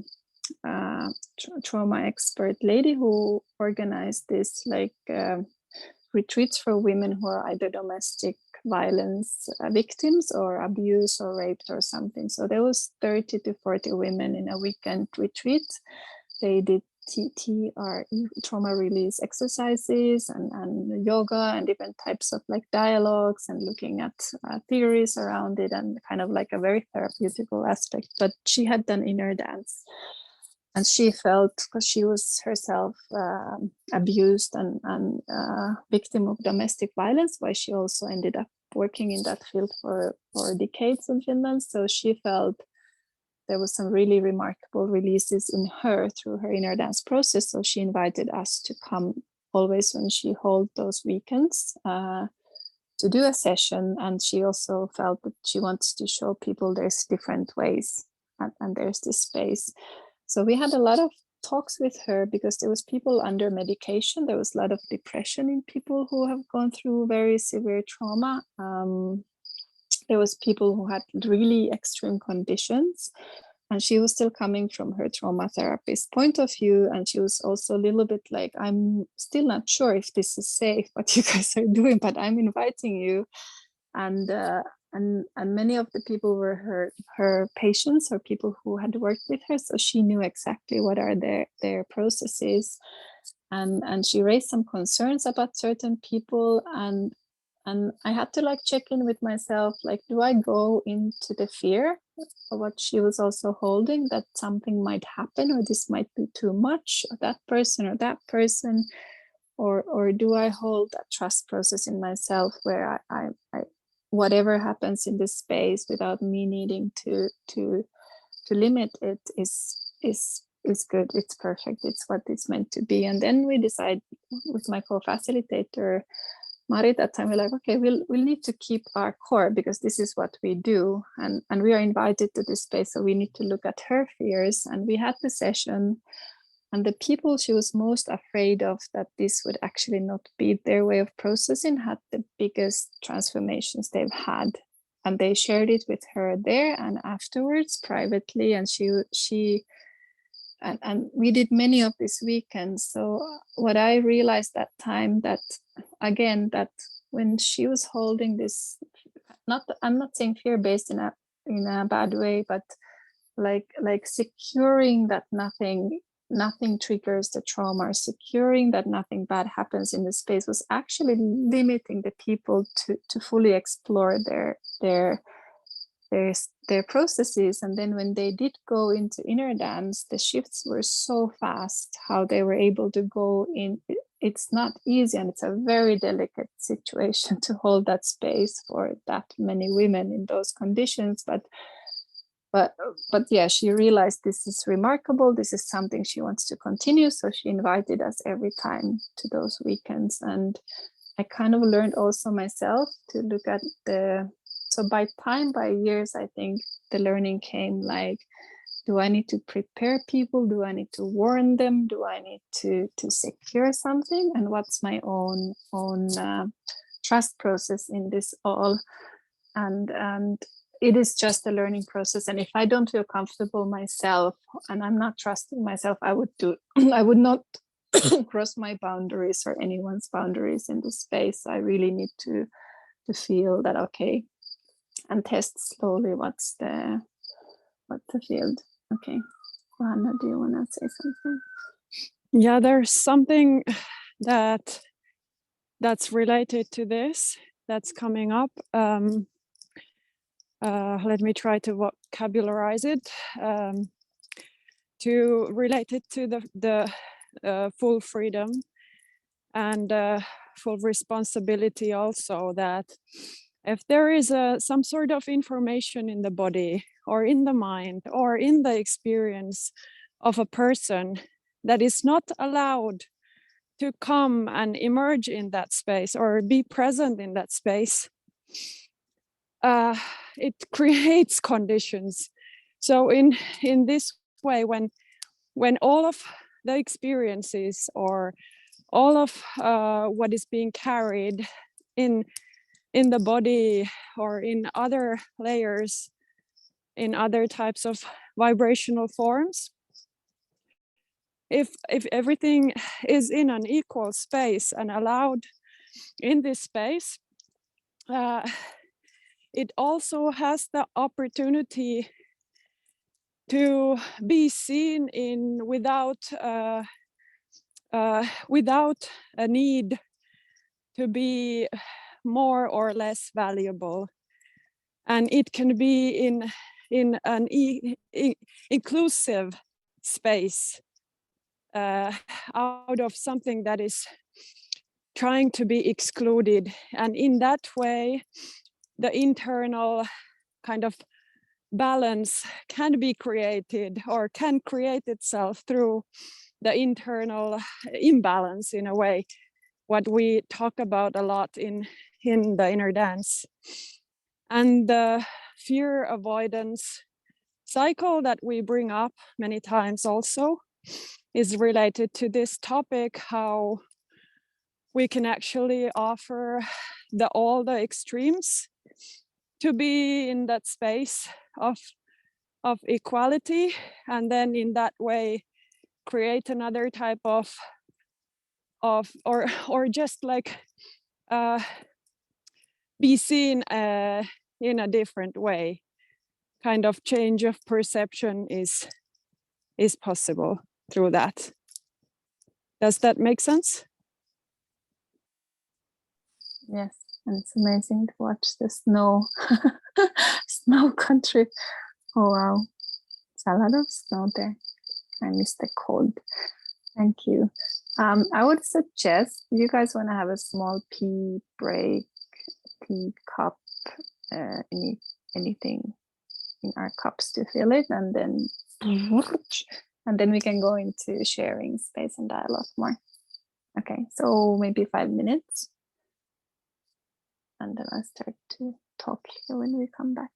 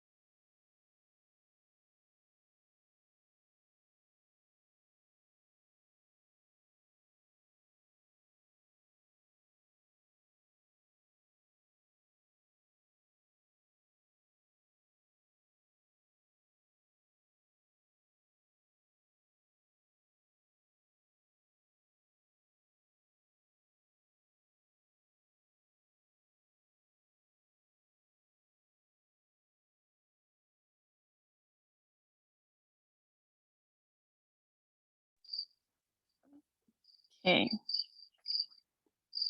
Was it 5 minutes already? Maybe. Wait if we see empty seats coming.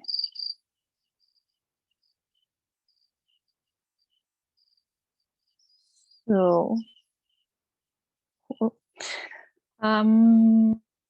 yeah, I would love to go into, maybe we can look at the mapping still. There's a really wide space opened about facilitation, space holding. Very core thing. Fanny had some thoughts about this, what it means to hold space for oneself when we bounce also these topics today. So we can look at this aspect of space holding for ourselves, which then reflects to outside. We can look at space holding to close family members or people around us. What is there some things in there? And the roles, the aspects, any questions that come up would be amazing to hear and go into like mapping, sharing space together. So if anyone who feels that there's something sparking and wanting to come out can start, and then we can just unmute and mute ourselves in a free flow.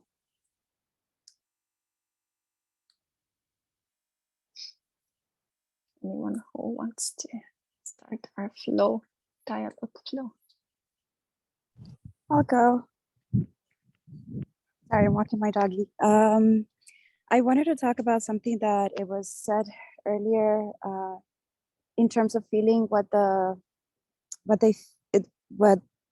participants feel, and I see it more like a contract or relationship type of moment. I've had spaces where I feel a lot of anger after a session or any other type of emotion. And I don't see it like I'm taking something in from the other person. I see it more like an opportunity for me to work through something.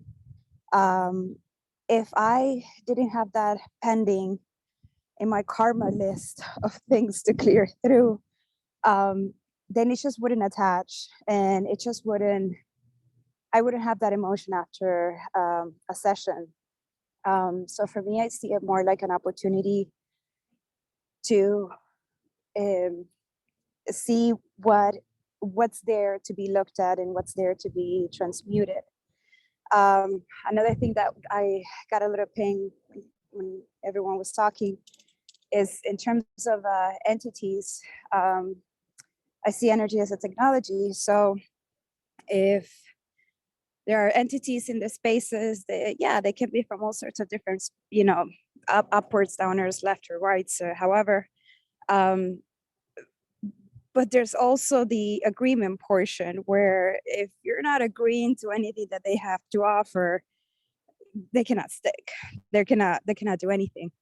In the culture that I come from, and also the plant medicine space, there's a lot of talk of putting energy works on people and doing things on other people and energy attacks and all that stuff. And no one can do anything that you agree to. And I've had a lot of experience with that. And if you don't agree to any of that, it just doesn't stick. And for as long as you continuously work on your own energy, it just cannot raise to the same vibration wherever you are, as long as you're carrying through your, your list of things that you came to do on this earth. So yeah, I just wanted to share those two things. And if anybody else has tips and suggestions or things to work through that, then yeah, thank you.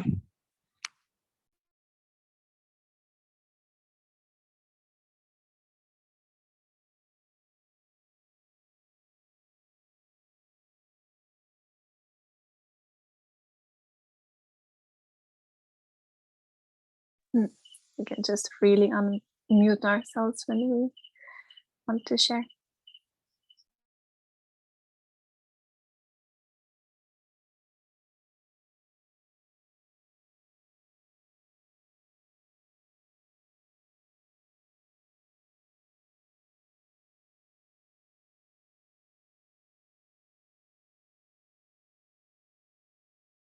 Yeah. Hi, how are you? I have a question, quick one. You have noticed about the inner dance with the open eyes? Just because we usually do meditation, working meditation with the open eyes. So I want to ask. I can share quickly because it's my first ever facilitation moment. I had well, not first ever, but like a group session where people was from outside. It was in Bali, and there was a man from Singapore. So we did a partner work. So we're practicing how to facilitate through partner work, and we started facilitating. And I was used to 1 to 2 years that we always go eyes closed into the process. And then I'm facilitating him. He sits up and starts like really like staring at me, and I freaked out. And I was like, oh no, what's happening? And he sits there like a Buddha and he stares at me for 45 minutes. And then I'm like, I didn't know what to do anymore because he was looking at me. So I was totally weirded out. And I was like, oh, he's not in his process. What's happening? I did something wrong because I don't know. I woke him up from his process. And I was like, oh, fuck. And this is my language. 45 minutes was just dialogue in my head. What am I doing? He's watching me. This is so like everyone else is kind of laying down and in their thing and eyes closed. And then we had the sharing. So the partner always shares. And this is also an amazing way to hold when we go beyond session holding to maybe 1 day or half a day immersions to put people to do partner work, because and it's a really good feedback system to learn how to hold space for another person. So then we had sharing. So then he was sharing and I was really like, okay, what will he be saying? Because obviously he wasn't in the process because he was eyes opened. And then the whole story came out. He saw me as some kind of goddess from there and there, from previous lives, whatever. It went really, really there. And he just had to go through the whole process with having eye contact with me, but he was totally there all the time. And he said like he's never had this kind of insights about these energies in him. And it was all about being eyes closed, eyes open. In Finland, many times some people open their eyes also, and in those moments again, I felt like, oh, okay, they cannot surrender, they cannot dive in. Maybe they, it doesn't work. Or when someone snores or sleeps, it's the same thoughts in the head. Oh, maybe this didn't work. They're not really into the process. And only in the sharing circle, I feel there's like an opportunity to get the feedback. And a person who opened his eyes, and he was watching in this yoga studio like a big plumbing in the roofing, and he got some insights from those plums, and he just had to watch them, and that was his process. And again, he's like, I never this is the biggest thing in my life that I realized, and it was got to do with being eyes open. So there I realized again myself that okay, I shouldn't put even rules to this thing. You should be eyes closed or not. So when people do put their iPads in a certain way, it can limit the processes that people would actually be needing to open their eyes and go through these things, because I've seen so many of them happening where eyes open is also really, really core of their process. So to even give an option to say like, okay, then something comes up and you feel to take it off and open your eyes, you're allowed to do it, because this is a free space. So yeah, many times I've had this, but I've always had this perception that you should be there or somewhere else. If anyone else have anything to contribute. Thank you. Beautiful.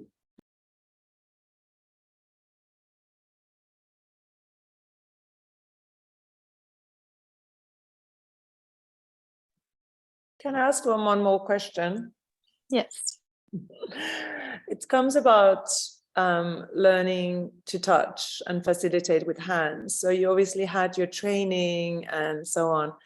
How do you train that to a person, because I only feel my own energy and move and things like, but the idea of even understanding how that translates to Yeah. How do you train for that? I try to speak very shortly because this is probably my core things, and especially in inner dance. So I might like blah blah blah forever. But I'll try, because it's a really important topic, and especially for me was because I learned techniques. I learned traditional Chinese medicine, shiatsu therapy, classical massage. I went into Thai massage school in a temple so I did all these certificates and trainings and years of like studies on touch and mappings, like where is which point and meridians and whatnot. And shiatsu therapy, I based everything on the meridians and on the mappings, and that's kind of the therapy work that I felt closest to me. And I did it for a long time after like classical massage. So of course I got really comfortable with body, but I got also very comfortable with body because I was exposed so much to body work when I was young. I was always put into chiropractic or this physiotherapist or this and that. So my body had also already used to that. It's okay that someone touches me. So, and then when I went into it myself was kind of natural. So when I went to inner dance studies, I automatically started to use the things that I kind of know. So that's why we're talking about mapping our own skills and tool banks and our historicities and our paradigm, where we're coming from, and our teachings. They are with us all the time. Whatever we do, other things, we probably will combine them very naturally to the process, especially when we start. So what my process then was that I actually had to unlearn everything that I've studied for about like 20 years. So all the theories did like, because when I was touching the bodies, my brain automatically went into this like, oh, I need to go this direction, because in shiatsu therapy, the meridians and the energy flows into one directionality and then another, and you're never allowed to go the wrong way around. So I had all these rules about how the body works. But then because I then did study Ayurvedic stuff, more classical, more anatomy, every physiology stuff. So I also realized that there's similarities, but all the approaches are very different. So which one is the right one? Which one is the right one to use now when I'm touching the body in an inner dance session where no one tells me how to exactly do it? So I had to go into a learning process that I had all these maps and rules, and I realized I've also somehow done all my life all these different things. So I've actually kind of collected seeds. I felt I have like a seed bank of knowledge. And then what happened when I started then to work with the bodies, I realized I have to unlearn all my theories right now, because I come such from this learning, and I'm not able to tap into my intuition because I have rules how to work with the body. So my first 4 years, I went fully in what I call a journey of experiential learning. That's why the frameworks and the sciences in my field are really weak in a way, because I was like, anyone who's trying to bring in a brain science or bio sharing and the global community since the beginning, all this knowledge, I was like, no, because I actually have to unlearn. So now I don't want any other theories in my field, because I don't know how to be intuitively doing in the space with the body, whatever happens, to be able to listen to the current moment and what feels that so I felt there's like language, there's like information that is there, but I'm not able to tap it because I know too much actually. and so I went into process of unlearning, and kind of what basically happened, I forgot everything that I know. I have no idea about acupuncture points, and I sat 3 years in the traditional Chinese medicine school or meridians, and I'm now like, what happened? I went to all these learnings, but because when I started to work with the body in the inner dance session, the information started to come from different point of view. So I call it intuitive learning. So something where I learned slowly to use my intuition, and then when the person shares, especially in a private sessions, when the person or with people like where there's time to share, when the person shares what happened, how they felt, oh, I went through this thing, and then my hand went up, and then that's the moment you came and touched my hand, and the synchronicities and on point stuff started to happen. I started to get feedback. And when we talk about touch in the facilitation with Pi, and I always kind of share that I'm doing it, that how do I do it? I do it intuitively, and I kind of don't know what I'm doing. And he said, no, you do know what you are doing. And then I have to like check within myself and look at it, that the more bodies we hold and the more we are held, and the more we dive into the process ourselves, whatever facilitation, being touch, sound, or speaking or anything, which starts to, so if one of them, for example, now we are talking about touch, if the more I start to get also feedback from my process when someone touches me, how does it feel, what happens, and then I start exploring facilitation and then touching people. For me, that's the learning process, because then there is not a right way. But then when you hold thousands of bodies, there is things that Pi has mapped out, we can map out. There's things that we start to see, like, okay, every time I do touch this, or I put the hand like this, or I go into this area, many times the people are feeling certain things, or they were actually in certain type of process before, and the information came from the body to me somehow in some dialogue, which I cannot explain, that I knew exactly what to do. I went exactly and pull their nose or their ear or hair, or like even touch in a weirdest ways. Like I've done some really weird stuff, and I'm like, Italy, my mind is saying you shouldn't do it. Like, don't put your finger to that person's ear. Don't do it. It's like totally disturbing. And then I go and I do it. And then the person says like, oh my God, when you did it, blah, blah, blah, this happened, that happened. So this maybe comes to the topic of weirdness and, you know, allowing the space to be really free also. So where we slowly are not limited, how do we even touch in a way? I do have boundaries, and I would be really careful with new people in a way when it comes to any intimate areas. But then when we explore with people who've done this work a lot, it also starts to like evolve, like how confident we are and what can we do, and how does it, like how the touch and the thing. So one last thing, so I don't take all the last hour about touch, is that I was co-facilitating with the family father in Finland. He wanted to co-facilitate, and I invited him to come and said yes. And he was really insecure with touch, like super. And it was kind of like that vibe that you don't even want him to touch you because he's so insecure, and you are already feeling like, please don't come near me. and this was kind of already energetically in the space. And he was like, he like kind of shaked and sweating and be like, oh, because he wasn't comfortable with touching people or going into, but he's also, we are facilitating and we're touching and doing things. So he went into the same. So when he went to a lady who was in her process, he was touching her, and the lady woke up, opened her eyes and said to him, please don't touch me, during the process.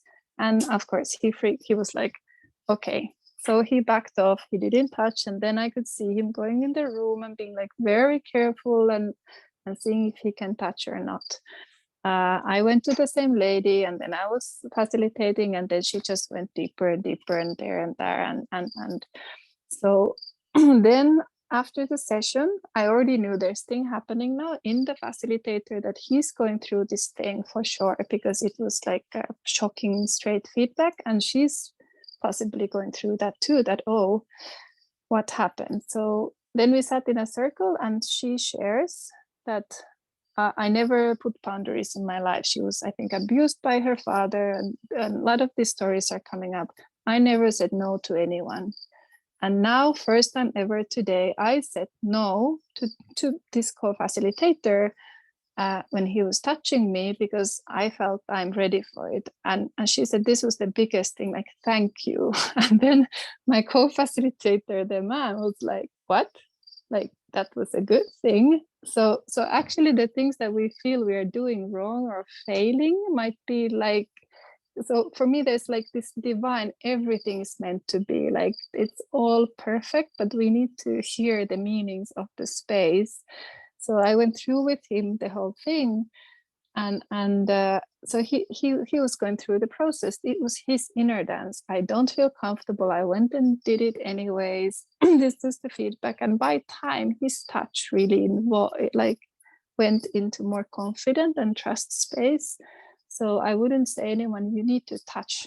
You don't need to facilitate by touching if you don't feel confident about it. But even you don't feel good or you feel insecure, maybe this might help to see that there is it cannot be wrong in a way what we do, because the meanings, again, what we put into someone's reaction actually can be the most healing processes for them also in that moment.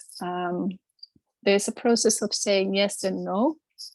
So when I'm facilitating also, I'm allowing person to say no, either by words or energetically. So I do feel carefully when I go close to a body, is it open? Is there opening? And does the body's position looks like that they are very trusting, very relaxed?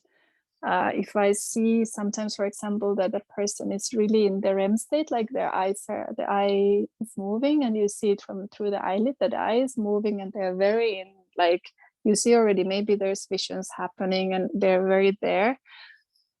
I might be careful to go to the body because, but at the same time, it might not be wrong. They might be in a moment they need to come back to their body. But I kind of dialogue in my head, should I touch, should I not? Okay, now I feel I shouldn't. And this is the practice. This is my intuition practice. Okay, now I feel I shouldn't. I don't touch because I feel that person is actually in space or dimensions that are, that doesn't need the touch right now. Sometimes I'm like, okay, same situation, and I actually touch, and then I get again the feedback, oh, that was really good, because then I was able to go to the earth or this and that process, or physical conditions that are like healing in the space. So it's hard to say based on that, because again, there's like not the right answer. We should touch in a moment or not. So for me, the core is the listening of the space, and learning to trust that either decisions we make or the style we facilitate, it's right in any ways, because it's our process also to learn to be in a dialogue with people and the bodies. So, but there's things we can map out, and I'm sure Pai will also share, and we can talk about it more, which comes to like, I don't know, and I think she's shared already, and we've been looking at what happens when we touch person's arm and put the right hand so it activates the left brain. And there's certain things that are actually there and can work. But then when we hold the space, we can also decide not to do it. We can decide to do it because it does something. And at the same time, I can say I'm not actually doing it because I don't feel like it. So yeah. The manual manual will say, let's practice kind of the intuition and the points. There is like heart space, tummy, back, which parts of nervous system and the spine we might touch when we see, and we can map things out by time. Yeah, Pai has mapped a lot just based on his experience, and also just to observe, okay, this happens when I do this. When it comes to interpreting, what does that do to the person, we cannot know, because that's always individual. So thank you, and sorry for the long speak, Mick. Hi everyone. Yeah. One thing that came to mind for me now is when facilitating in this kind of way in a group setting, or maybe even one-on-one before touching.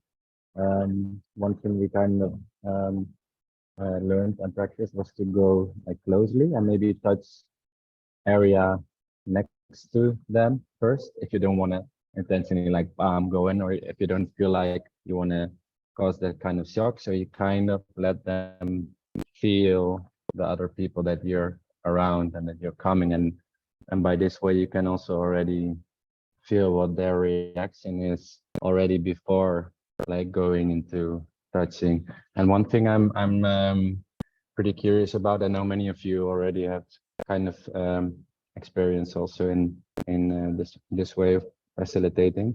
I remember one time I was holding a group session in Amsterdam, and I felt called to this girl that was laying there, and I kind of went into touching her belly and maybe backside of the head, and there was a huge reaction. She was like shocking all over, and it didn't stop, just went on for minutes and minutes and minutes. And after the session was over, I felt so bad in my body. I had like a huge stomach ache, and like the people I was with at that moment said like, yeah, but I mean, you went in all the way, you know, just keep some distance because you don't know what the other person is processing. I think actually Pai also mentioned something about this in the book, or maybe in one of the sessions, like it's not in his view, it's not really possible to, when you're going into this kind of process with people, to keep your distance and not let their energy affect yours. Yeah, I'm curious for all of you, how do you see this, if you protect your energy and yourself in some kind of way also when you're facilitating, or just let things happen? I'm curious how your ways are to see this.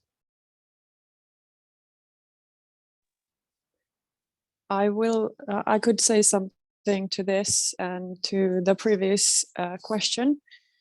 If my connection cuts off, it's my battery that's dying.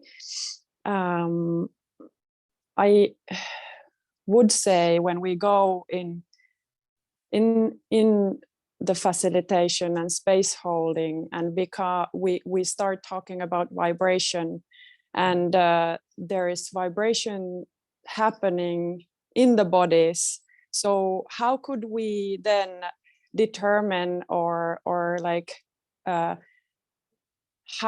who is the one determining the boundaries? Who is there building a perception or the concept of where does it go, from which direction, and how does it happen in a way?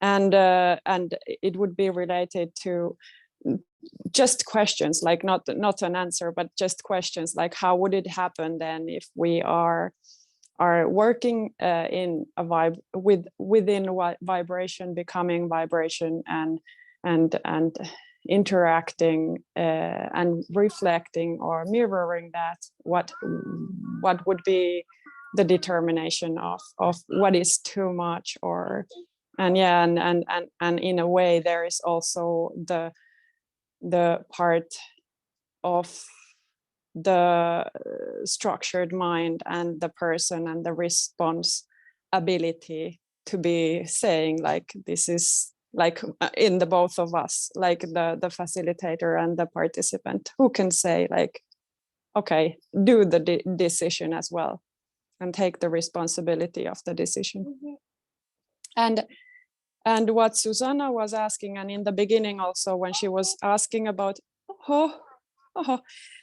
when she was asking about the how to start and where to start, and it came to me like, when we can go lying on our own in our own space and press the play button, then this could happen also when holding space for someone else.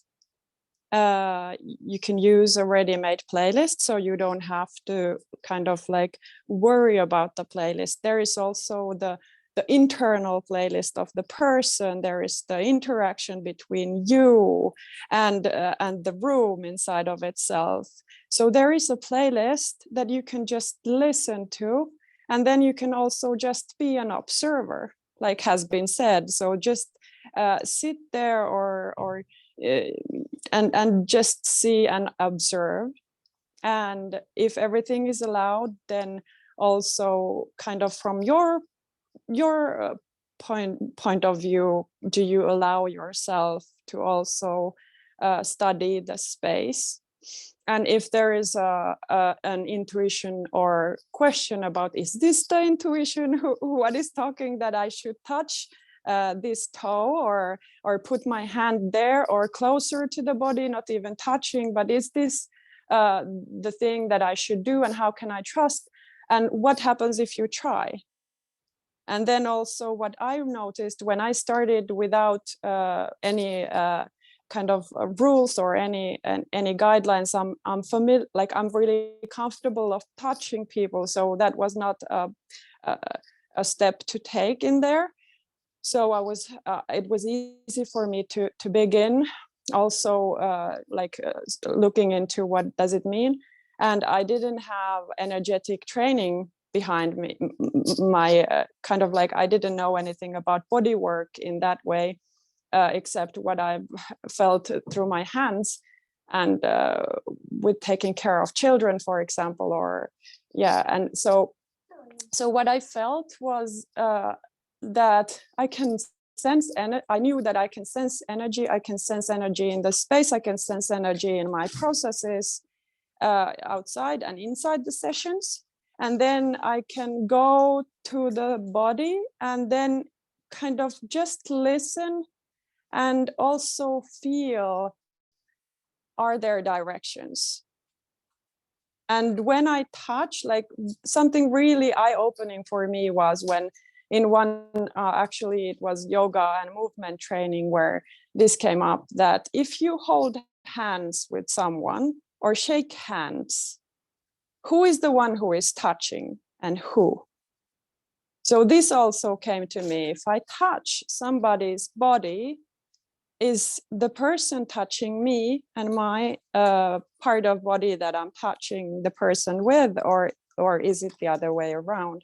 So these are really interesting. It's like a child mind playground with the right brain of ours to go and into the interplay and feeling kind of being a mirror of like what is going to what direction. So this would be my encouragement of, I would not give any guidelines to anyone, but I think what Italy was saying, just like to respect what's happening in your space and your own, what are your own boundaries, and then respect, kind of regular respect on that, and then go and do the research.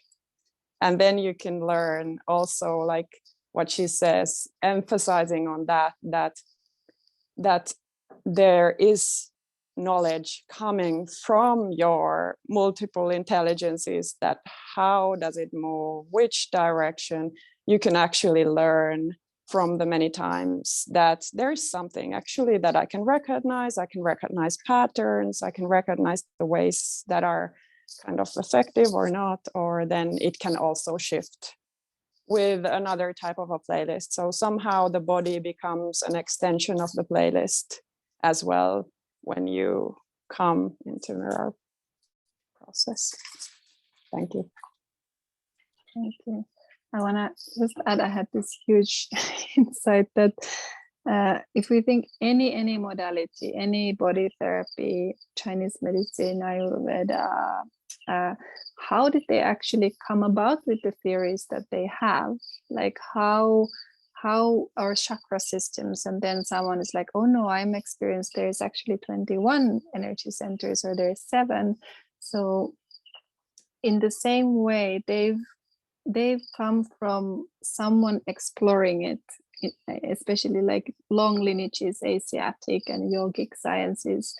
Someone started to do those movement and practices and just explored it through their body. And then by time, when many people were exploring and doing the research, they started to formulate these mappings and theories and rules and guidances. So what happens then when those become so fixed and boxed in that it doesn't allow evolution to happen anymore, because they've been evolving the theories and the sciences in these like ways of doing and holding the bodies and therapy work, for example, has been evolving by time. It doesn't, no one had this big book of Chinese medicine thousands of years ago in their hand, which would be like, this is it, this will be. It has evolved by time. So if we bridge that to inner dance, and what the whole point is that we are in a study space together, we are going into research, we are mapping things out, but but there's a wave and dance between, then box things in and allow further research to happen in science too. Nothing is actually scientifically true now that would be still 10 years from now, because we are evolving all the time and the knowledge is growing. So that way, that way I would keep it really, really open, but at the same time seeing that we are mapping things out and understanding more and more of human body and consciousness more and more. So there's knowledge, but it will not stop evolving or developing. So we are part of right now as a group space to go and be in that research together. And with the experience of the sharings and the workshops and what's happening in the space, what Johanna was saying, this intelligence that is there, I'm convinced, I've experienced it, I witnessed it, that there is a higher or lower or sideways, whatever intelligence. There is a really, it feels like incredible how the space and energy actually works. And it feels that our bodies and our minds and the energetic field and the whole thing that is co-created has its own intelligence, where Itul is not so important because I'm not the one creating it alone. I'm together with other people there in this intelligence. So my intelligence is in dialogue with other people's intelligence all the time. And it goes beyond my mind knowing things, how to do them. And that's why I do want to keep the process in myself. Unknowing, there's a process of unknowing, unlearning, and process of studying and knowing things, but we can kind of study the unknown from experiential point of view, and that's not for Finnish person because we come from this linear knowing world. That's a lot more in Asia. Like people here are very much more in that creative unknowing, mystical, magical realms for sure, than a very rigid Finnish mind that I have. Like there's rules and boxes of things. So we also are like, our process is to look at our different brains, left and right, and what is maybe dominant in a one moment and what is more intuitive and what is more sequential. So those are kind of aspects, and I think we can study in ourselves too. Anyone else adding or questions or sharings?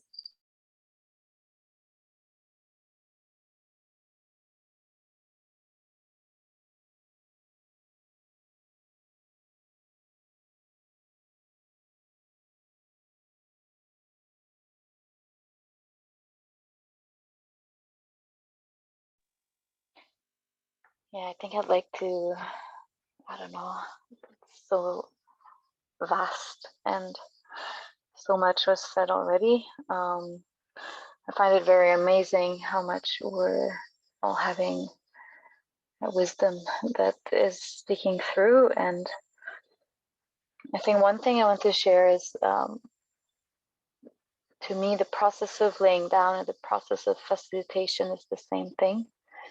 That in any type of like, if I lay down and close my eyes and I'm in the playlist or with or without music, or if I'm holding the space, would it be for a session or a training? I'm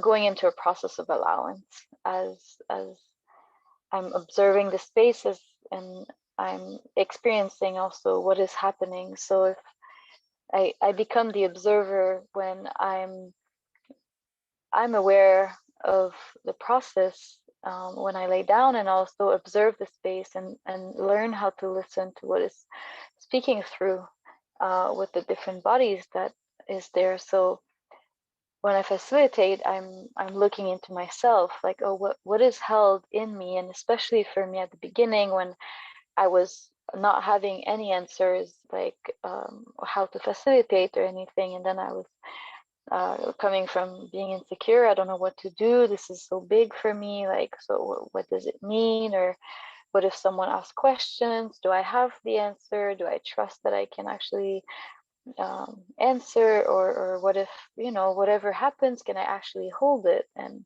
so it's been a very big like trust process to come into slowly like this understanding, which is the same thing that when you lay down, you go into your own trust process. So I think it's also like looking into what you're already holding in you. And for me was also to see like, am I holding a different types of like hierarchy or like dynamics of like wanting to be seen in a certain way, or like any part of myself wanting to hold a certain image in the space. And what does it mean? Like what is it that I give to the other?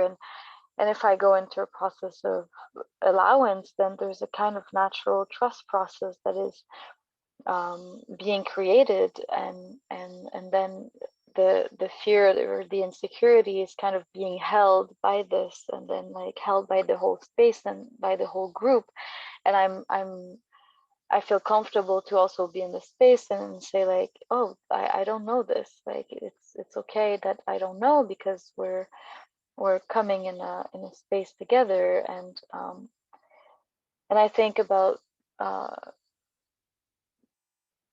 trauma. There's something that trauma happens when actually we were not allowed to be ourselves, and we were not allowed to fully express who we are as a child. So when we come from structure and conditioning within the space, then we are actually repeating the conditioning that we received. So if we come from that space and we structure the space in a certain way, we're actually repeating the parental colonization that we've experienced as a child. So what does it mean if as a facilitator or as someone who lay down, what would you do if you're allowed to be anything and to do anything? How far would you go? Would you explore all your boundaries? Some boundaries that you don't even know you have. And it happened to that, like, I felt this urge to put my knee full power into someone's solar plexus. And then you have the mind who's like, I cannot do this. But then I go, my body is just going there. So I'm pushing, and then I'm actually standing on one knee in the solar plexus of that person. And I'm actually trying to push even further and further. I'm gonna like crush that person. What is happening? And then it happened sometimes that I was just touching a little bit with my finger, and that person was like, oh my God, this was like so much hurt. And I was like, I barely touched you. So is it actually related to me? And what is the process that I'm observing in this? And what is the process that the person is going into? And some people, like the person that like I was pushing a lot, was actually not feeling anything. So what is the body holding in that moment? And how can I create a process of trust? And why do I want to come also from the space of like wanting to be soft or needing to hold a certain way? And it's also okay if this is present, but I was looking and observing myself to like, what is it that I'm holding or wanting to hold? And I think there's something that Johanna shared that is interesting. If we look at this process as a conversation between the bodies, and as being vibrations talking to each other, like there's a translation that is happening, and there's electricity that is passing through. There's this information that needs to come up and be looked at. And it happened to me that I had processes that I couldn't speak up for myself. And this was like a very big process for me, that like I couldn't even yell in sessions. I couldn't say anything. And then I slowly opened up. And because I held this in me and I have this in me, I went through a lot of processes related to this. sometimes I facilitate and I feel my throat is like,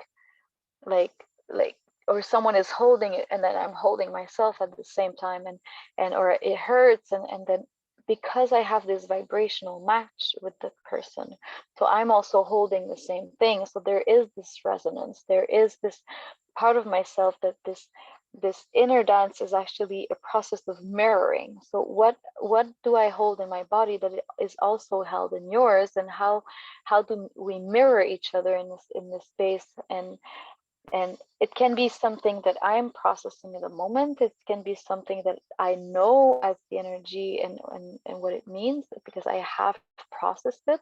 But it can be something that still the energy is showing me that I still have different layers and that I still need to go and look into myself. So, and then I also had these sometimes like this person was crying and then I feel in myself, I'm like, oh my gosh, she must be going through something, and then I feel hurt, but then how much am I projecting my own hurt that I'm not taking care of into the other person? So, and then the person is sharing like, oh, how beautiful this was, and I'm like, oh, okay, I've been projecting myself actually, like she was, or oh, I was crying, but I didn't feel anything. There was no stories. So it's like, oh, okay, how much my stories are coming up in this space. So if I still stay in the observer mode while facilitating, I'm actually in the same space as the person who lays down. So then I'm still learning and looking into this, and through the sharing, sometimes it's like, okay, I also felt this, or like, oh, like I could see this in the space and I could listen to what is this. So when we talk about ownership and we talk about taking responsibility for oneself, it's the same thing. Like if someone like doesn't want to be touched, do I take the responsibility for that person at the beginning of the session and say, hey, if you don't want to be touched, tell me? Or do I give back the responsibility to the person that if they don't want to be touched, they say, hey, I don't want to be touched. And then it can come out very, very strongly. I had a process also that the facilitator was crossing boundaries for me. And then I like this very strong, like pulse. Like I came up, I was laying down, I came up and I pushed him, and then he went like 1 meter away, and I was like, okay, fuck, like sorry, but fuck off, like no, you don't do this. But this was for me such a strong process to say no, and to see like, wow, I'm really people pleasing, and I'm really like just allowing everyone to cross my own boundaries. So what does it say about myself that I am crossing always my own boundaries? So how do I stop doing this and create more trust in myself? And by allowing this, so if already before the session I create all of these conditioning, then am I still holding the role of the parent to the child to say like, oh, this is what you're allowed and this is what you're not allowed, this is not what we're saying, but this is what is being felt by the other. So what if we completely allow the child to be, and to whatever comes up, would it be laughing, would it be crying, would it be, and without also looking at a process or an emotion with a space of categorizing it, just being like, this is energy that in vibration that is speaking through, and the person is the medium, and this is coming out, and this is it. Would it be laughing or crying or whatever? There's no story necessarily that comes with it. So this yeah, this seeing the patterns that are coming up in the space, and seeing like what is being experienced in this space, allow us to actually hold the mirror for ourselves at the same time of holding the space for the other. So yeah, I think this came up for me. And I think things that are very held back a lot in the, if we look into trauma, is deep shame and deep guilt, and looking into like the shame, guilt, and blame cycle. And so if already we look into allowing or not allowing, then we go into like not necessarily allowing very, very deep things to come up. And if a trauma needs to be re-experienced, sometimes to be held in conditions where it's safe, and what does it mean also to be safe? Is it really coming from the facilitator that of course you're creating a space, but the only person that can create 100% of its own safety is yourself. And just the fact that you go into this space and you lay down, this is you fully creating your safety. This is you really allowing yourself. And if we think that the other person should create the safety, then there's something very strong in us that still allows an authority to we're still pushing something on, like the authority, the teacher. It's so strong and embedded in us. Like, why do we go to the doctor? It's like, give me the pill, you are the authority, you should know how to heal me. But then what happens when we're given back our full responsibility and power? It can be scary, like, no, but I'm used to actually go to someone else and they can heal me, or they can do it for me. So it's a big process of ownership and taking responsibility at the same time. So yeah, it's and I think one more thing to look into, or to, because sometimes, especially for me at the start, when weird stuff were happening, I am also a human, and I can come from judgment, and I can come from having an opinion, or for wanting to see something in a certain way. So to still become the observer, to observe that I can have judgments, that this can happen, but never to put the judgment into the space, and to just, everything that is happening is good and is allowed, and this can just allow the other person to look into themselves. And so not to say like, oh, this you should have done it like this, or look into it this way, and not comment or anything, or unless then it's like a guidance or something more personal. But in the group space, I don't look into this deeper, unless it's like an immersion and everyone knows who they are in the process of everyone. But yeah, I'm kind of careful with this too, because it's my own interpretation most of the time, or maybe I'm holding projection or something. So yeah, this process of awareness is so interesting to hold. So thank you.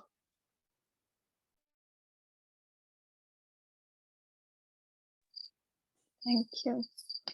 There's a lot of good summarizing also, maybe as kind of a closing for today's topics. Yeah, this was really has been a lot and really good, and actually a lot of different aspects that was held yesterday also. So maybe if these themes about space holding and facilitation is something that someone wants to look at, can be interesting to look at both group calls. We always share both because they are always very different, but we'll for sure continue, and then like opening this wide umbrella, encouraging us to find our own kind of mappings, this inner brain librarian that we have to look at like these different topics and aspects, because it actually like also starts to maybe structure and open different parts of and what is space holding facilitation for ourselves, and looking at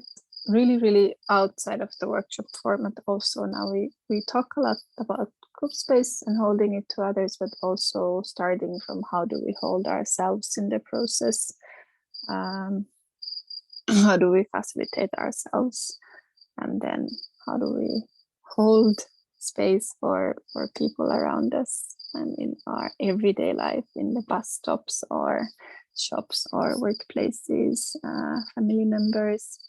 And then when we consciously, intentionally invite people to come to this space, how do we hold it? And they're not separate, they're all kind of looking at the same things from the handshaking. It's really good. I like the metaphor, like when do you do handshake someone, who is actually like, who is touching and who. So next time we handshake someone or hug, we can be like, and this is my research of my inner dance process.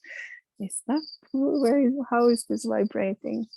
So yeah, let's bring some voices, maybe if you want to unmute, and bring your country and paradigm and sound and smiles or crying to the space. Thank you, everyone. Very good to Thank be you so much. lighter. Thank you, Thank everyone. you. Thanks, Stella. Besitos. Thank you. Chicos. See you soon. Thank you all. Thank you. Baby sounds too.